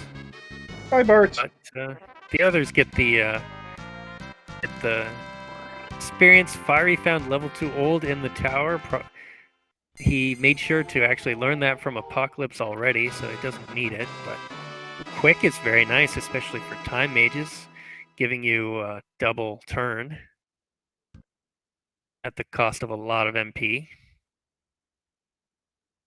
Atmos, we can just put to sleep. Oh, but the comet was very rude. X-Magic, double sleep him. No, don't double bolt him, you die. Okay, Kara didn't actually die, but you could still die from comets here if you don't put Atmos to sleep. Oh, what's the HP here? The HP is here, what, about 20,000? Yeah, just under 20,000. I think that's a little much because your Meteor rolls are averaging maybe like 5 or 6. So I think you're just short, or maybe he'll just be enough. I think that's 12. Okay, got him. Yeah, got him. If you'd put him to sleep, it just would have been, guaranteed. But got through. Now can he get through the second fight? We do have Alastair going to the steamship. Got the Walls Tower key. That could be the key item we need on the Fork Tower, but we got to see the other fight first.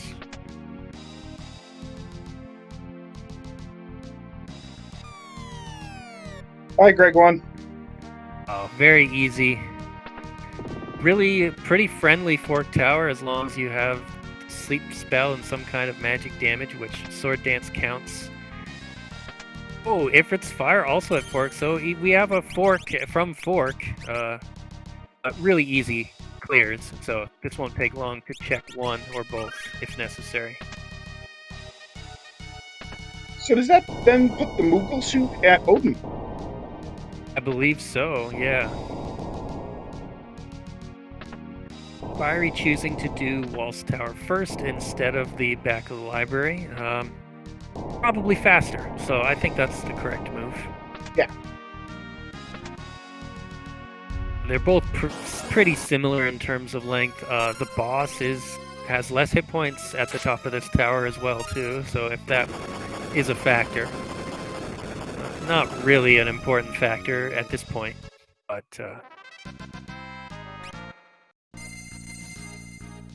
To answer Judge Joe in chat, yes, Moogle suit is hinted in World 3.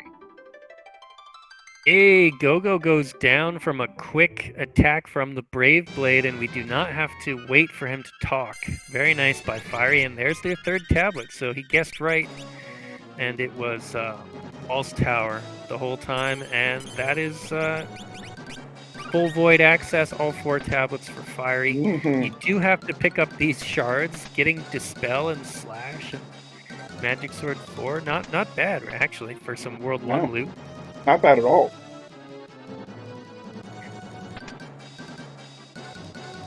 All right, so go ahead. Well, I'm just saying that Fiery's going to do some shopping here, and then it's going to dive into the void, so definitely has a big lead at this point. Alastair is doing the Karnic Escape, though, and it's going to give that Mirage Radar, which eventually will give the hints that might lead down the right path. It's just that it takes a little while to execute all of that. All right, so what bosses do we have possible here in the void? Anything particularly annoying? I'm trying to think of some tough ones that are left. Minotauros. Ooh, that would be annoying. Potential problem. But we've already defeated a lot of tough ones. We defeated Leviathan and Bahamut. We defeated Stalker. We defeated Omniscient already. Shote is still at large, I think. That's a possibility of a potentially tough boss. Although we have time mages, we can cast stop on him, so it shouldn't be too bad. Oh, you know, Wingoraptor could be low-key annoying. Last I knew, at least Fiery has the Doom spell, and you can just Doom. Oh, that's right. I forgot we had Doom. For an instant kill. Gargoyles have given Fiery trouble in the past. I think he probably will be fine. Gill Toss. Gill Toss, which is a nice thing to find in the void. I mean, at this point, it wouldn't surprise me if Fiery pretty much just abandons all checks and just kind of, runs the bosses at this point because he's got what he needs. Fiery also likes to do death by math against Shote, so he could set that up. I think we've already defeated a panda, is that right? Yep.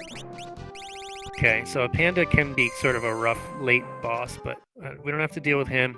Catastrophe is out there, but we probably have Float. Oh, dang. Well, we have Big... Oh, no, that's right. No. Wait, do we have Big Guard? Yeah, I think Fiery has Big Guard, so... Yeah, I'm pretty sure both racers have Big Guard. We found it really early, and now we do have Blue as well. Mirage Vest is a nice pickup. You might slap that on Dancer. Magic Lamp is also a nice pickup. The Crystal Guardians could be a problematic boss. Okay, here's Shote. If you're wearing your ribbon, your Dancer can just be the one who attacks Shote all the time. Fiery clearly is not wearing a ribbon. No, clearly. Because it would block the Petrify. Okay, so Alastair is getting the Fork Tower Path of the Void hint, knows that forest must be cleared and Fork must be cleared, but there's still another tablet out there too, which, you get that from the forest though. So if Alastair goes there right away, it won't be too far behind. No. Still quite a lot to make up though. Unless Fiery has serious trouble with one of the Void bosses, we don't really expect him to lose such a large lead. But things are problematic here. I actually might have used the quick spell on my time mage right there just to get a couple turns and get back in this fight. Oh, and some people unstoned. Fiery's not getting good dance luck here. There we go. There's one for you. Smack. Okay, and alright, that is in some ways one of the scariest fights in the Void because it's a long walk to get there. As long as you get through, then you just hit the save point. And the other fights, none of them is very far from a save. Ooh, and picks up Odin just for fun along the way. Yeah, Odin is a really nice pickup for any insta-killable bosses, and there's quite a few of them left out there. Now, although I said before that this is not a jet seed, it's possible, I guess, if all the bosses, or most of the bosses in the Void are really easy, Sub 2 is still on the table for Fiery. I haven't really thought much. Okay, I forgot about Twin Tanya, but this is a instant killable boss, at least. You just have to wait, 4 or 5? Oh, Atomic Ray Heart. You just have to wait 4 or 5 turns for Twin Tanya to charge the Giga Flare, and then as soon as Twin Tanya starts charging the Giga Flare, they are susceptible to any kill method you should choose. Yeah, 5 turns, and what you are a little worried about here is, can everyone survive? But yes, we can. And Shote is going to do the job this time. Even level 5 Doom, by the way, kills Twin Tanya, and it will never miss. So,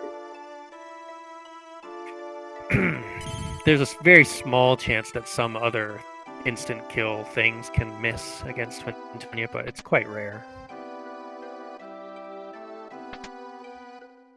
Fiery just going to go back and cabin up because we took a lot of damage in that fight. A couple people went down.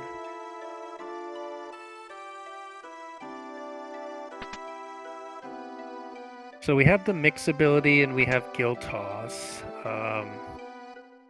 We have Blue and we have Golem and we have time. So I think we're going to be just fine for the final fight. Oh yeah. It's just a question of if there's some very rude boss that might trip up Fiery here, but I don't really think anything's gonna slow him down too much. We may have to reset, reconfigure the team, but beyond that, I don't think we're gonna have too much trouble. Yeah, I think at this point, there's really nothing that's going to be a real big pain here. I haven't looked at Fiery's gold total. I don't know if you happen to see that. Lots and lots and lots and lots. I think he's got over 200,000.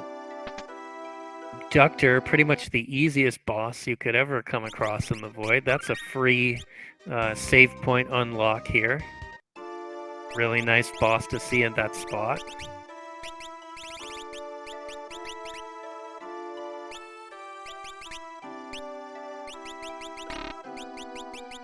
Catastrophe spot has Wing Raptor, which you called, Z-Man.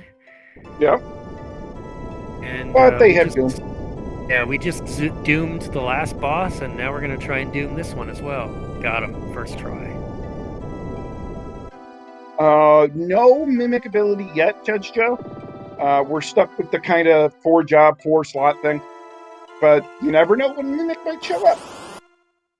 I mean, that is a reason to potentially keep looting, because if you get the Mimic job, that can speed up your final fight. It's just a question of whether Fiery cares or thinks that it's worth going out of his way to check some extra treasure chests. Alastair beats... Oh my gosh, we did say that Minnow would be a problem. Good sword dance, but this is a 33,000 hit point spot, and Minnow hits hard here, and we cannot use Golem. Fiery with a reset. Do we have something like maybe the Image ability? We have Image, and we have Mirage Vest. Yeah. I only saw one Mirage Vest. It's nice to have more than one for that fight. But certainly... Okay, so we got Brave Blade, Tiara, Mirage Vest. The Dancer is in decent shape. The other people, though, would be nice if they could do something. They can break rods. Or are they just going to stand around and watch the Dancer fight Minnow and hope not to die from attacks? I think that's the strat. They can just be targets, right? Like Phoenix down each other and make Minnow sort of waste turns by attacking them. So we do have Alastair heading back into Kuza here, picking up white level 6.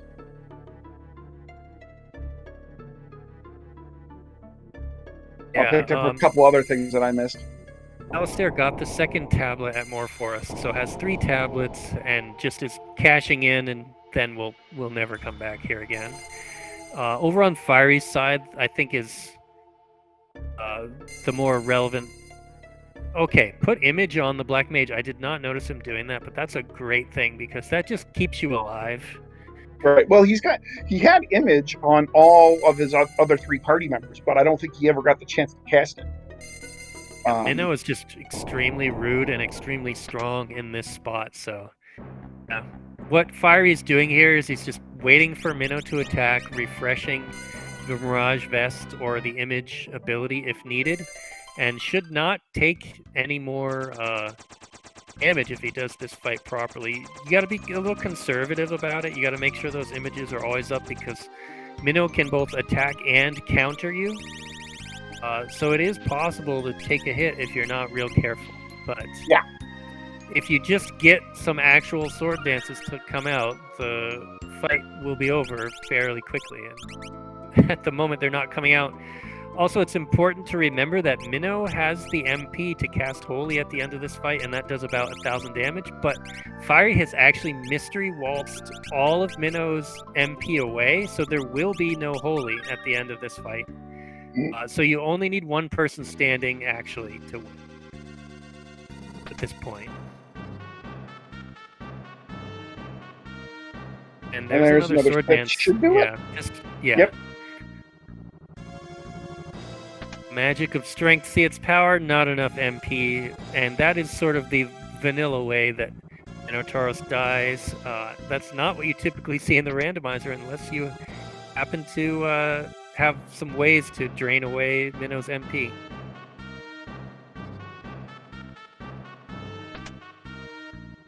All right, and we do Okay, have so- Alastair heading up Fork, and Fiery about ready to pull the Twintania spot, the last boss before Ice Death. Yeah, we know that Fork is pretty easy. I don't expect Alastair to have too much trouble. I do think that Alastair will get into the void, but Fiery really only has one hurdle left in terms of one more boss before the final fight, and then he's just going to set up for a pretty standard finish.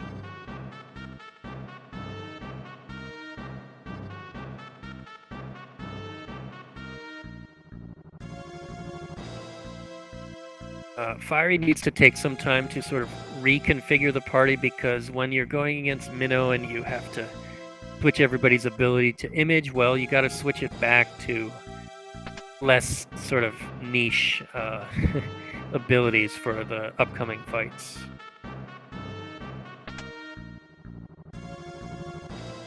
All right, what do we have here? We've got the triplets. I forgot about them, but Fiery, if he remembers, picked up the magic lamp in the void and can just do 3 lamps to win this fight.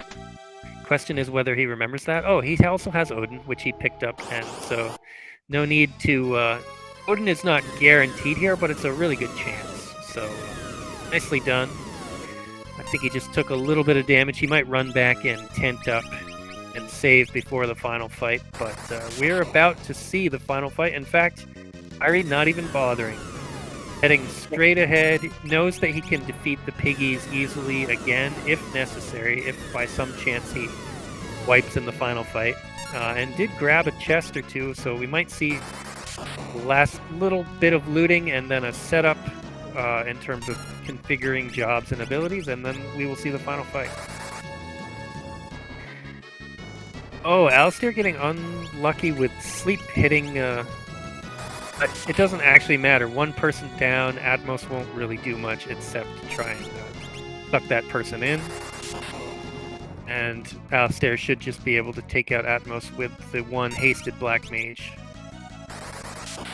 Alright, so we have Black, Mix, Black, Summon,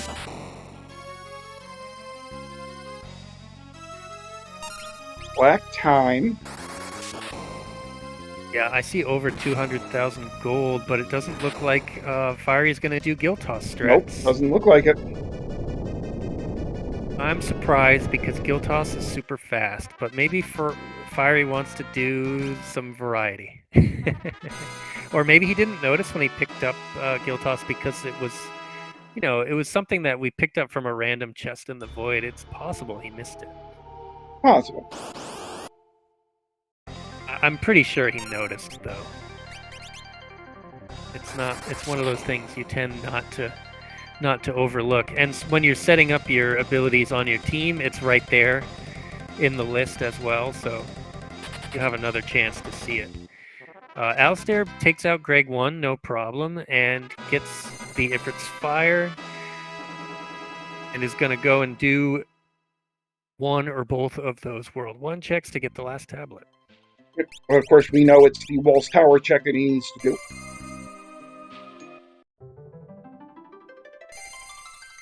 Yeah, you would have to set up... I would probably use all Time Mages or all Dancers, depending on how many ribbons I had.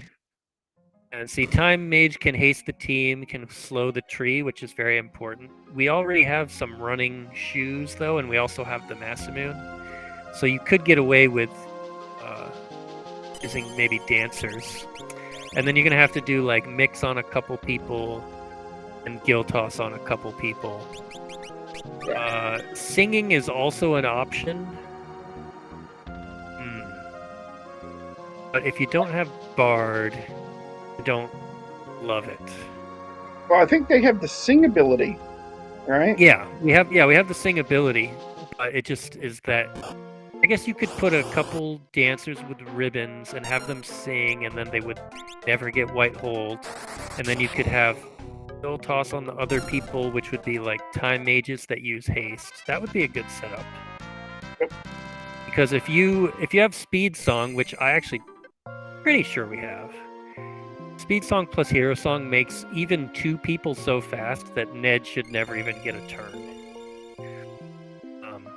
But hey, this will be interesting to see. I don't know if Alastair will bother to finish, but Fiery is giving us all a show here of all mages, all magic finish. All right, and we do have Alastair picking up his 3rd tablet, so he is in go mode.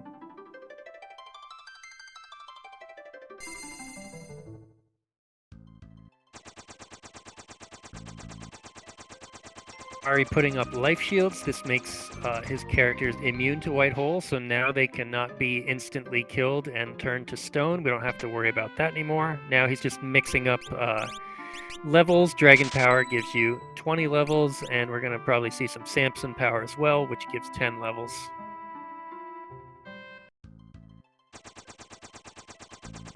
Looks like we've already got Big Guard up, which is float, shell, and protect, or armor as it's called in this version of the game, all at once. So we have great defenses. I'm not sure, I didn't see if we have summon on someone, but Golem, yeah, Golem is up, and so these things are all sort of working together. If you've got armor status, then when Golem blocks, it's blocking only the damage that would have been taken from armor status, which is reduced, so Golem lasts longer. So the combination of all this defensive stuff together makes us fairly extremely safe, I should say. I was going to say fairly unkillable, which is also true. Yeah. I mean, this is pretty safe for the most part. Alastair heading back into Phantom Village for some shopping, I would imagine. Yeah, must have seen something there that they wanted and noted it and wanted to come back to get it. But yeah, even if you happen to get really unlucky here against Tree X Death and it gets a Meteor off on you, with Big Guard on people, it's quite possible that everyone survives or maybe only one person goes down, and then you heal it up quickly and just finish off the tree and move on to the next phase. The Ned phase will be a little interesting because, let's see, we can summon Leviathan or Sildra, which is great damage. But time and mix isn't all that good in the final fight, and even something like Bolt 3 boosted takes a split damage penalty if you're multi-targeting it.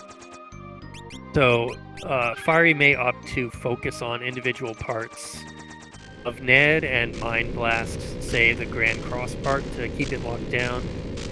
Do see some blue stuff available, so we could do level 3 flare if we wanted to, and we also have the magic lamp, so we can lamp Odin the back part of Ned as well. Yeah, we have a lot of options. Yeah, I was just about to say that I think we're going to see a Odin magic lamp of the back part. Maybe, and I don't know what else. I mean, maybe he's going to try to death by math one of the pieces with the blue mage that he's got. Well, the blue black. So we'll see. Yeah, I don't necessarily expect death by math unless multiple people with the blue ability. Just because getting that Dark Shark to hit, you kind of need multiple people trying. So I'm not necessarily expecting that, but I am expecting lots of damage output and probably not even seeing Omagest as a result. And even if we do get hit with Almagest, as long as Big Guard is up on everyone, it will only do half damage, so it's less than 800. And we do have healing as well in the form of White Wind if we need it to keep everybody on their feet pretty easily. I really don't see this fight going sideways for Fiery, even though it's not standard Guild Toss finish. Alastair picking up his magic lamp and is about to fight Choke.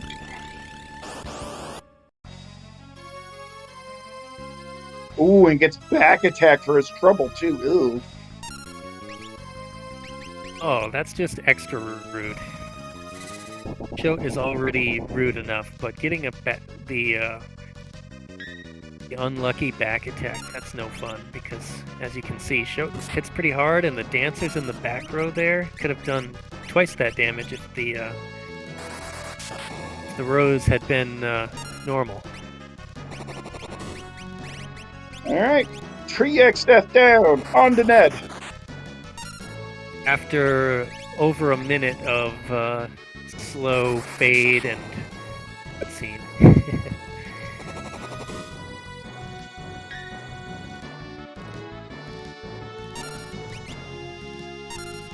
Okay, Alastair has changed rows. I think probably needs to... Haste 2 is great. Probably needs to recast Golem at this point because the team is all in the front row and has been taking some... Golem has been, you know, absorbing some serious hit point damage. Or you could just kill Shote with a max damage sword dance. Very nice. There you go. That works. That works just as well. For sure. Alright, here we go.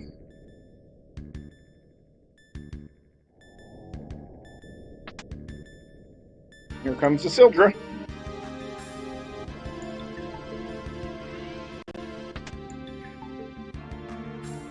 And it looks like we're not going to get that sub 2, but Fiery made a good play at it. This fight is just going to take a few minutes in order for him to win, and we're going to go over that 2-hour mark, but we'll be pretty close to it. And Fiery does remember he's got the lamp. I think he was just searching around inventory for it. We're going to see 3 lamps. And Odin will kill the back part of Ned with the third one.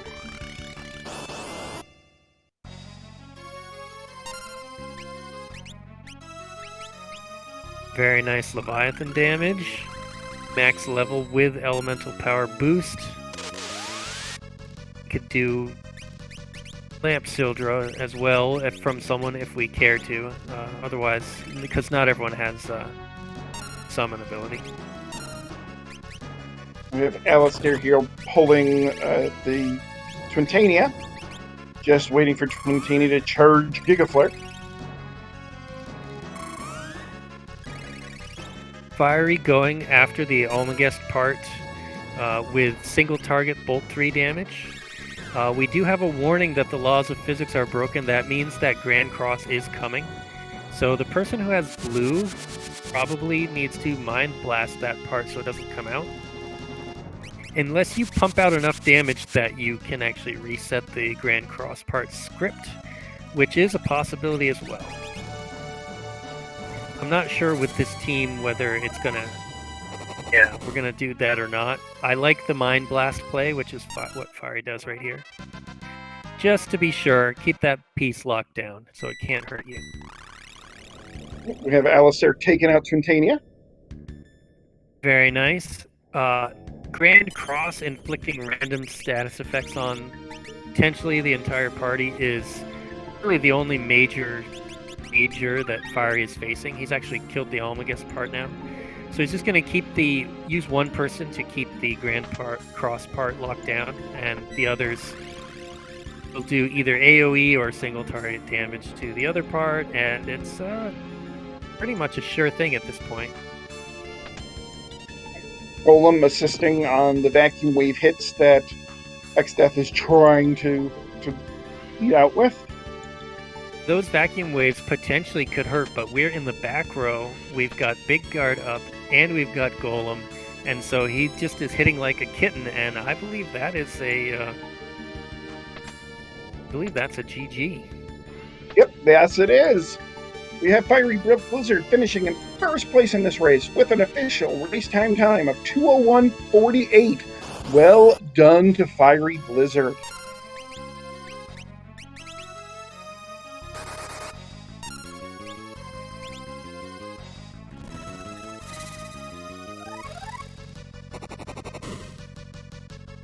All right, so FieryBlizzard will be moving on to the grand final. to play the winner of Alastair versus Judge Joe. And then, of course, the winner of Alastair versus Judge Joe will move up to play Fiery, but have to beat Fiery twice in order to win the tournament. And with this, we are joined by FieryBlizzard here in the commentator's booth. Fiery, well played, GG, my friend.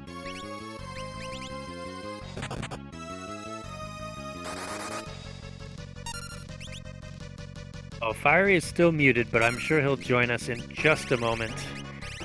Thank you for letting me know that, Dry.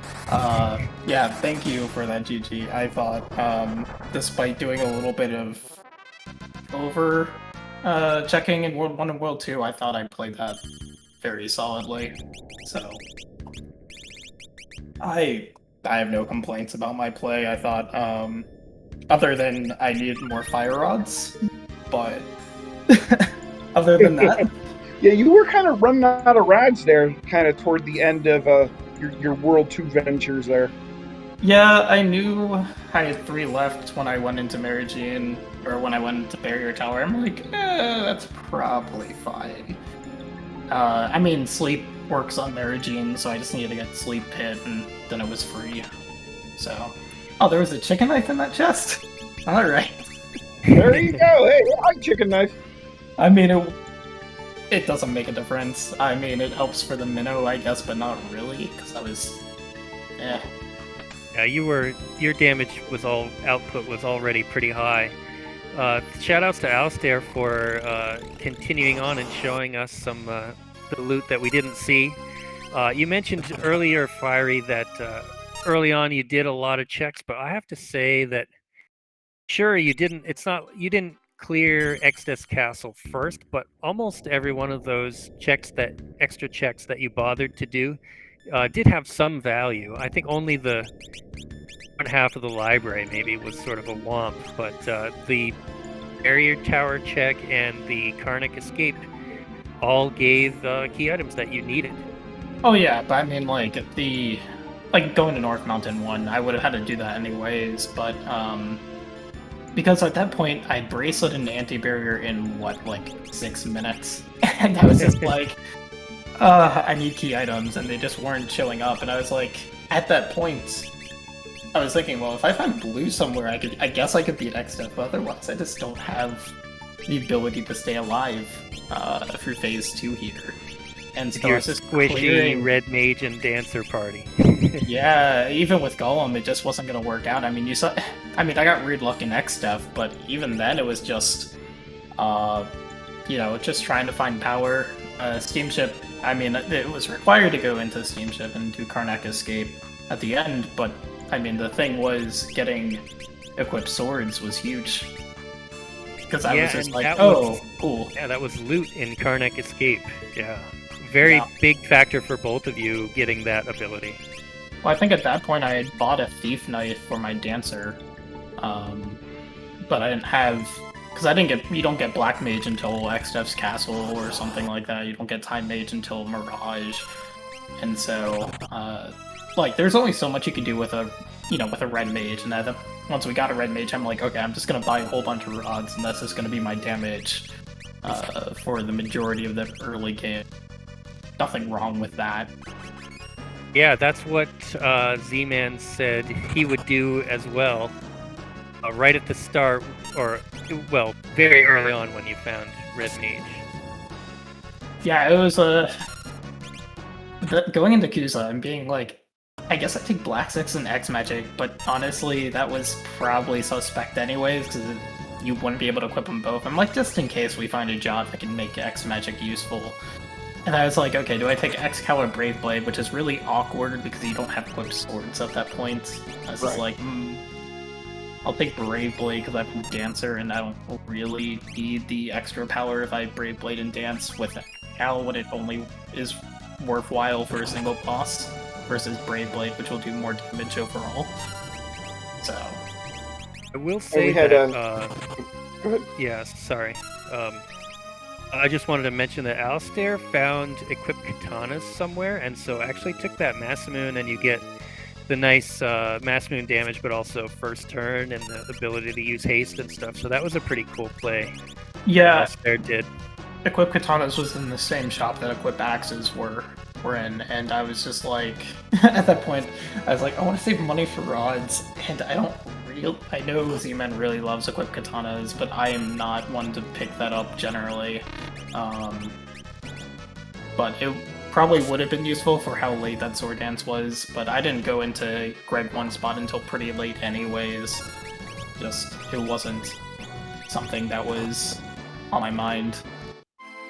Oh, and Alastair wipes the minnow. That minnow is, yeah, that's a spot for minnow. Super rude there. Your image strat was great, and the fun thing was that your sword dance luck wasn't that good, but you managed to take away all of his MP, so he couldn't holy you at the end. I mean, at that point, if you have one character with image and a Mirage Vest, it's hard unless you aren't trying to time things. It's pretty easy to get away with it, and especially your dance, Minnow never has that high MP, so if your luck is bad enough, you won't even see the holy, but you should be able to juggle the images around to get 2 people alive at the end. It's tricky, but... And we do have Alastair0579 joining us here in chat. Alastair, yeah, that minute was just rough. Well played, Seed, though, man. Yeah. It was, I'll just tell you both now that you're both here, it was hard to tell who was in the lead early because you guys went in different directions and converged and turned away, but it was very entertaining for us, for sure. I think that just some of the choices that Fiery made early, actually delaying Exodus Castle and doing some more of those World 1 and 2 checks paid off a little bit more. I was happy with seeing the Apocalypse and Shrine being like, you know what, I want to wait for L2 Old, and then never used it anyways. And then it was in Fork Tower as well. Yeah, well, if that shit were anywhere else but that first spot, I probably would have switched over, but... That was, I saw ship there, I'm like, I just need to survive this and not get really bad dancer luck. Which I did. I got both bad dancer luck and I survived, but not a fun experience. Got sort of bad luck against Shote because he got the back attack. Yeah. So did you find any ribbons? They were for sale somewhere. Was it Mirage? I think so. I think it was Mirage. Over. Okay. Normally these seeds are giving you ribbons left and right, so it's just like, where is my ribbon? You know, instead the seed was giving Sage's Staves and Wizard Rods out left and right. Yeah, definitely. I was going to say Tiaras early was kind of nice with the dancer start. Oh yeah. Once you got a weapon for a dancer. Yeah, that was the hard part, is finding a good weapon for those dancers. Yeah, that's why I stuck with, I bought the equipped katanas and just stuck with that forged sword for a while. Yeah, that worked very well, and then once you got into Kuza Castle, I think you grabbed the Masamune, and that paid off well. You got through Exodus Castle, all those, high hit point fights and stuff, quite early, less than 1 hour. Yeah, it was... Which was great. But at the time, we still couldn't really tell who was ahead because Fiery had gotten these key items that and they did end up turning out to be important. So you had to retrace the same places that he had already been. So that's evened things out. Yeah.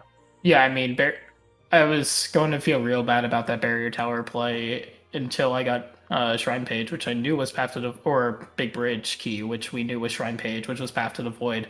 If there was anything the seed was telling you, it was Shrine was Path to the Void, because I think there were 3 hints that basically said that.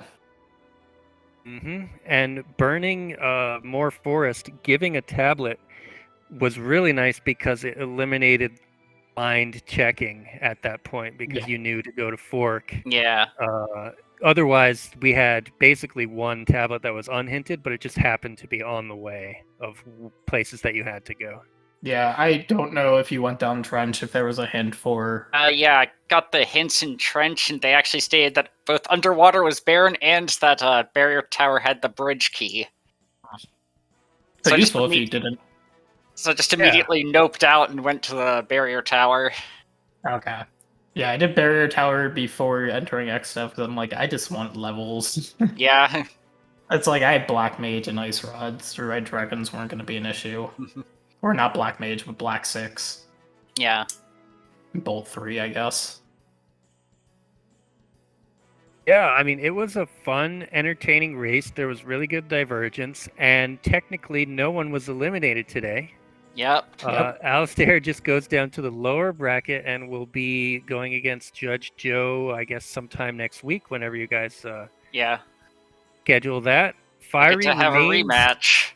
Yeah, Fiery remains undefeated. Oh, did you eliminate Joe or knock him down into the lower bracket earlier? Pretty sure. I forgot about that. Okay. That was the Omniscient at Barrier Tower that was required seed. Oh, No, that's I think that was great. my race versus Flurry. Was it? Oh, yeah, you're right. Okay. Leviathan, maybe at Barrier was another. No, The main thing I remember is the deciding difference for my race against Joe was just the Ned fight. Oh, so it went right down to the end. Oh, I remember maybe you had a couple long, difficult races, unless I'm mixing you up with someone else. But honestly, they're all blurring them together. I can't remember. Yeah. For the record, Triplets was that Twintania spot. So just to note in. So that would have been free. Yeah. That was the most worthless skill toss, by the way. Like, I had no intention of using it because I'm like, I don't have a way to set this up. Basically, I was figuring, like, if I managed to luck into Mime or Freelancer, I'd use it. Otherwise, I was just going to use, like, Black and Summons.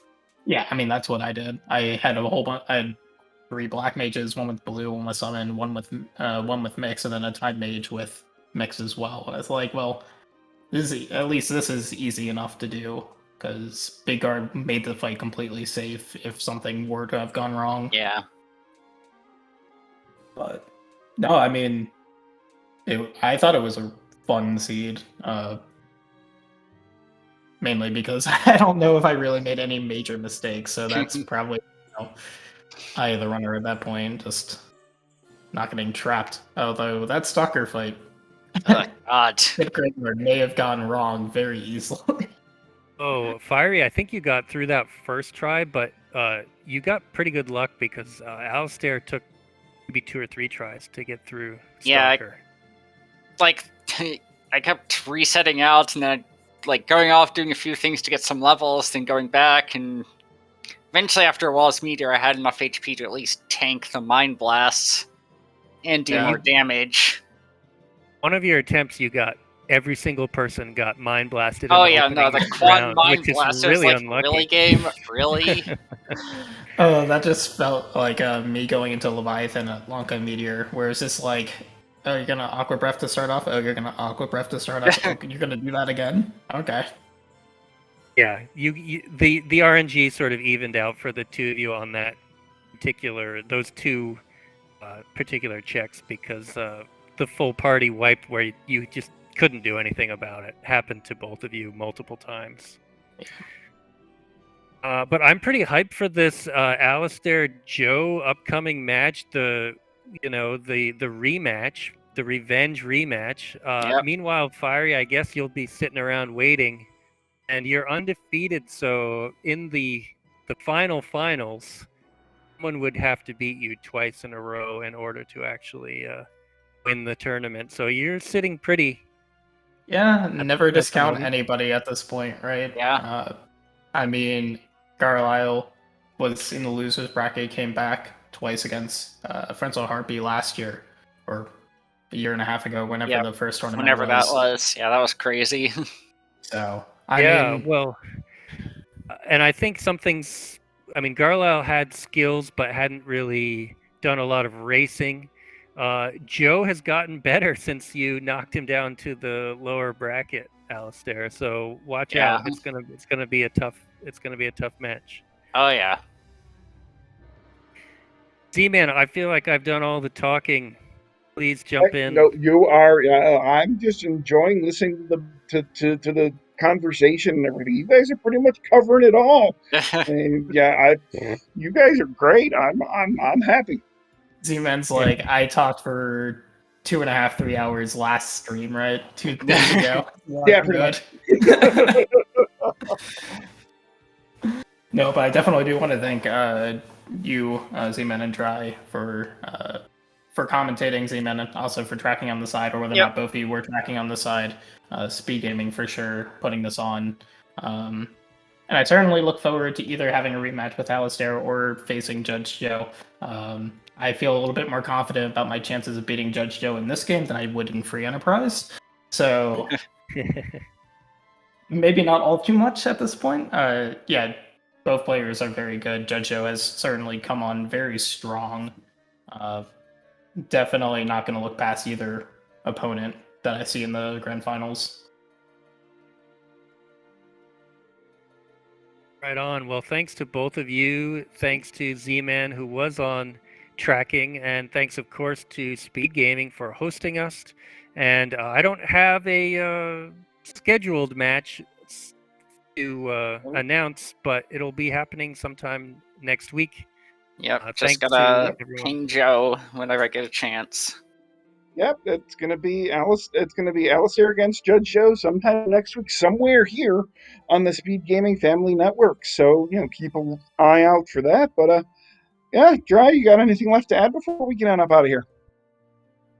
No, I feel like we've pretty much covered it all, and people are ready to move on to other things. All right, so I think we will call it here. Everybody, I hope you have a great night, and I hope to see you all next week for Alastair versus Judge Joe. Everybody, have a fantastic evening. And thanks for tracking, commenting, all that. Easy as again. Alright, I'm gonna hop off.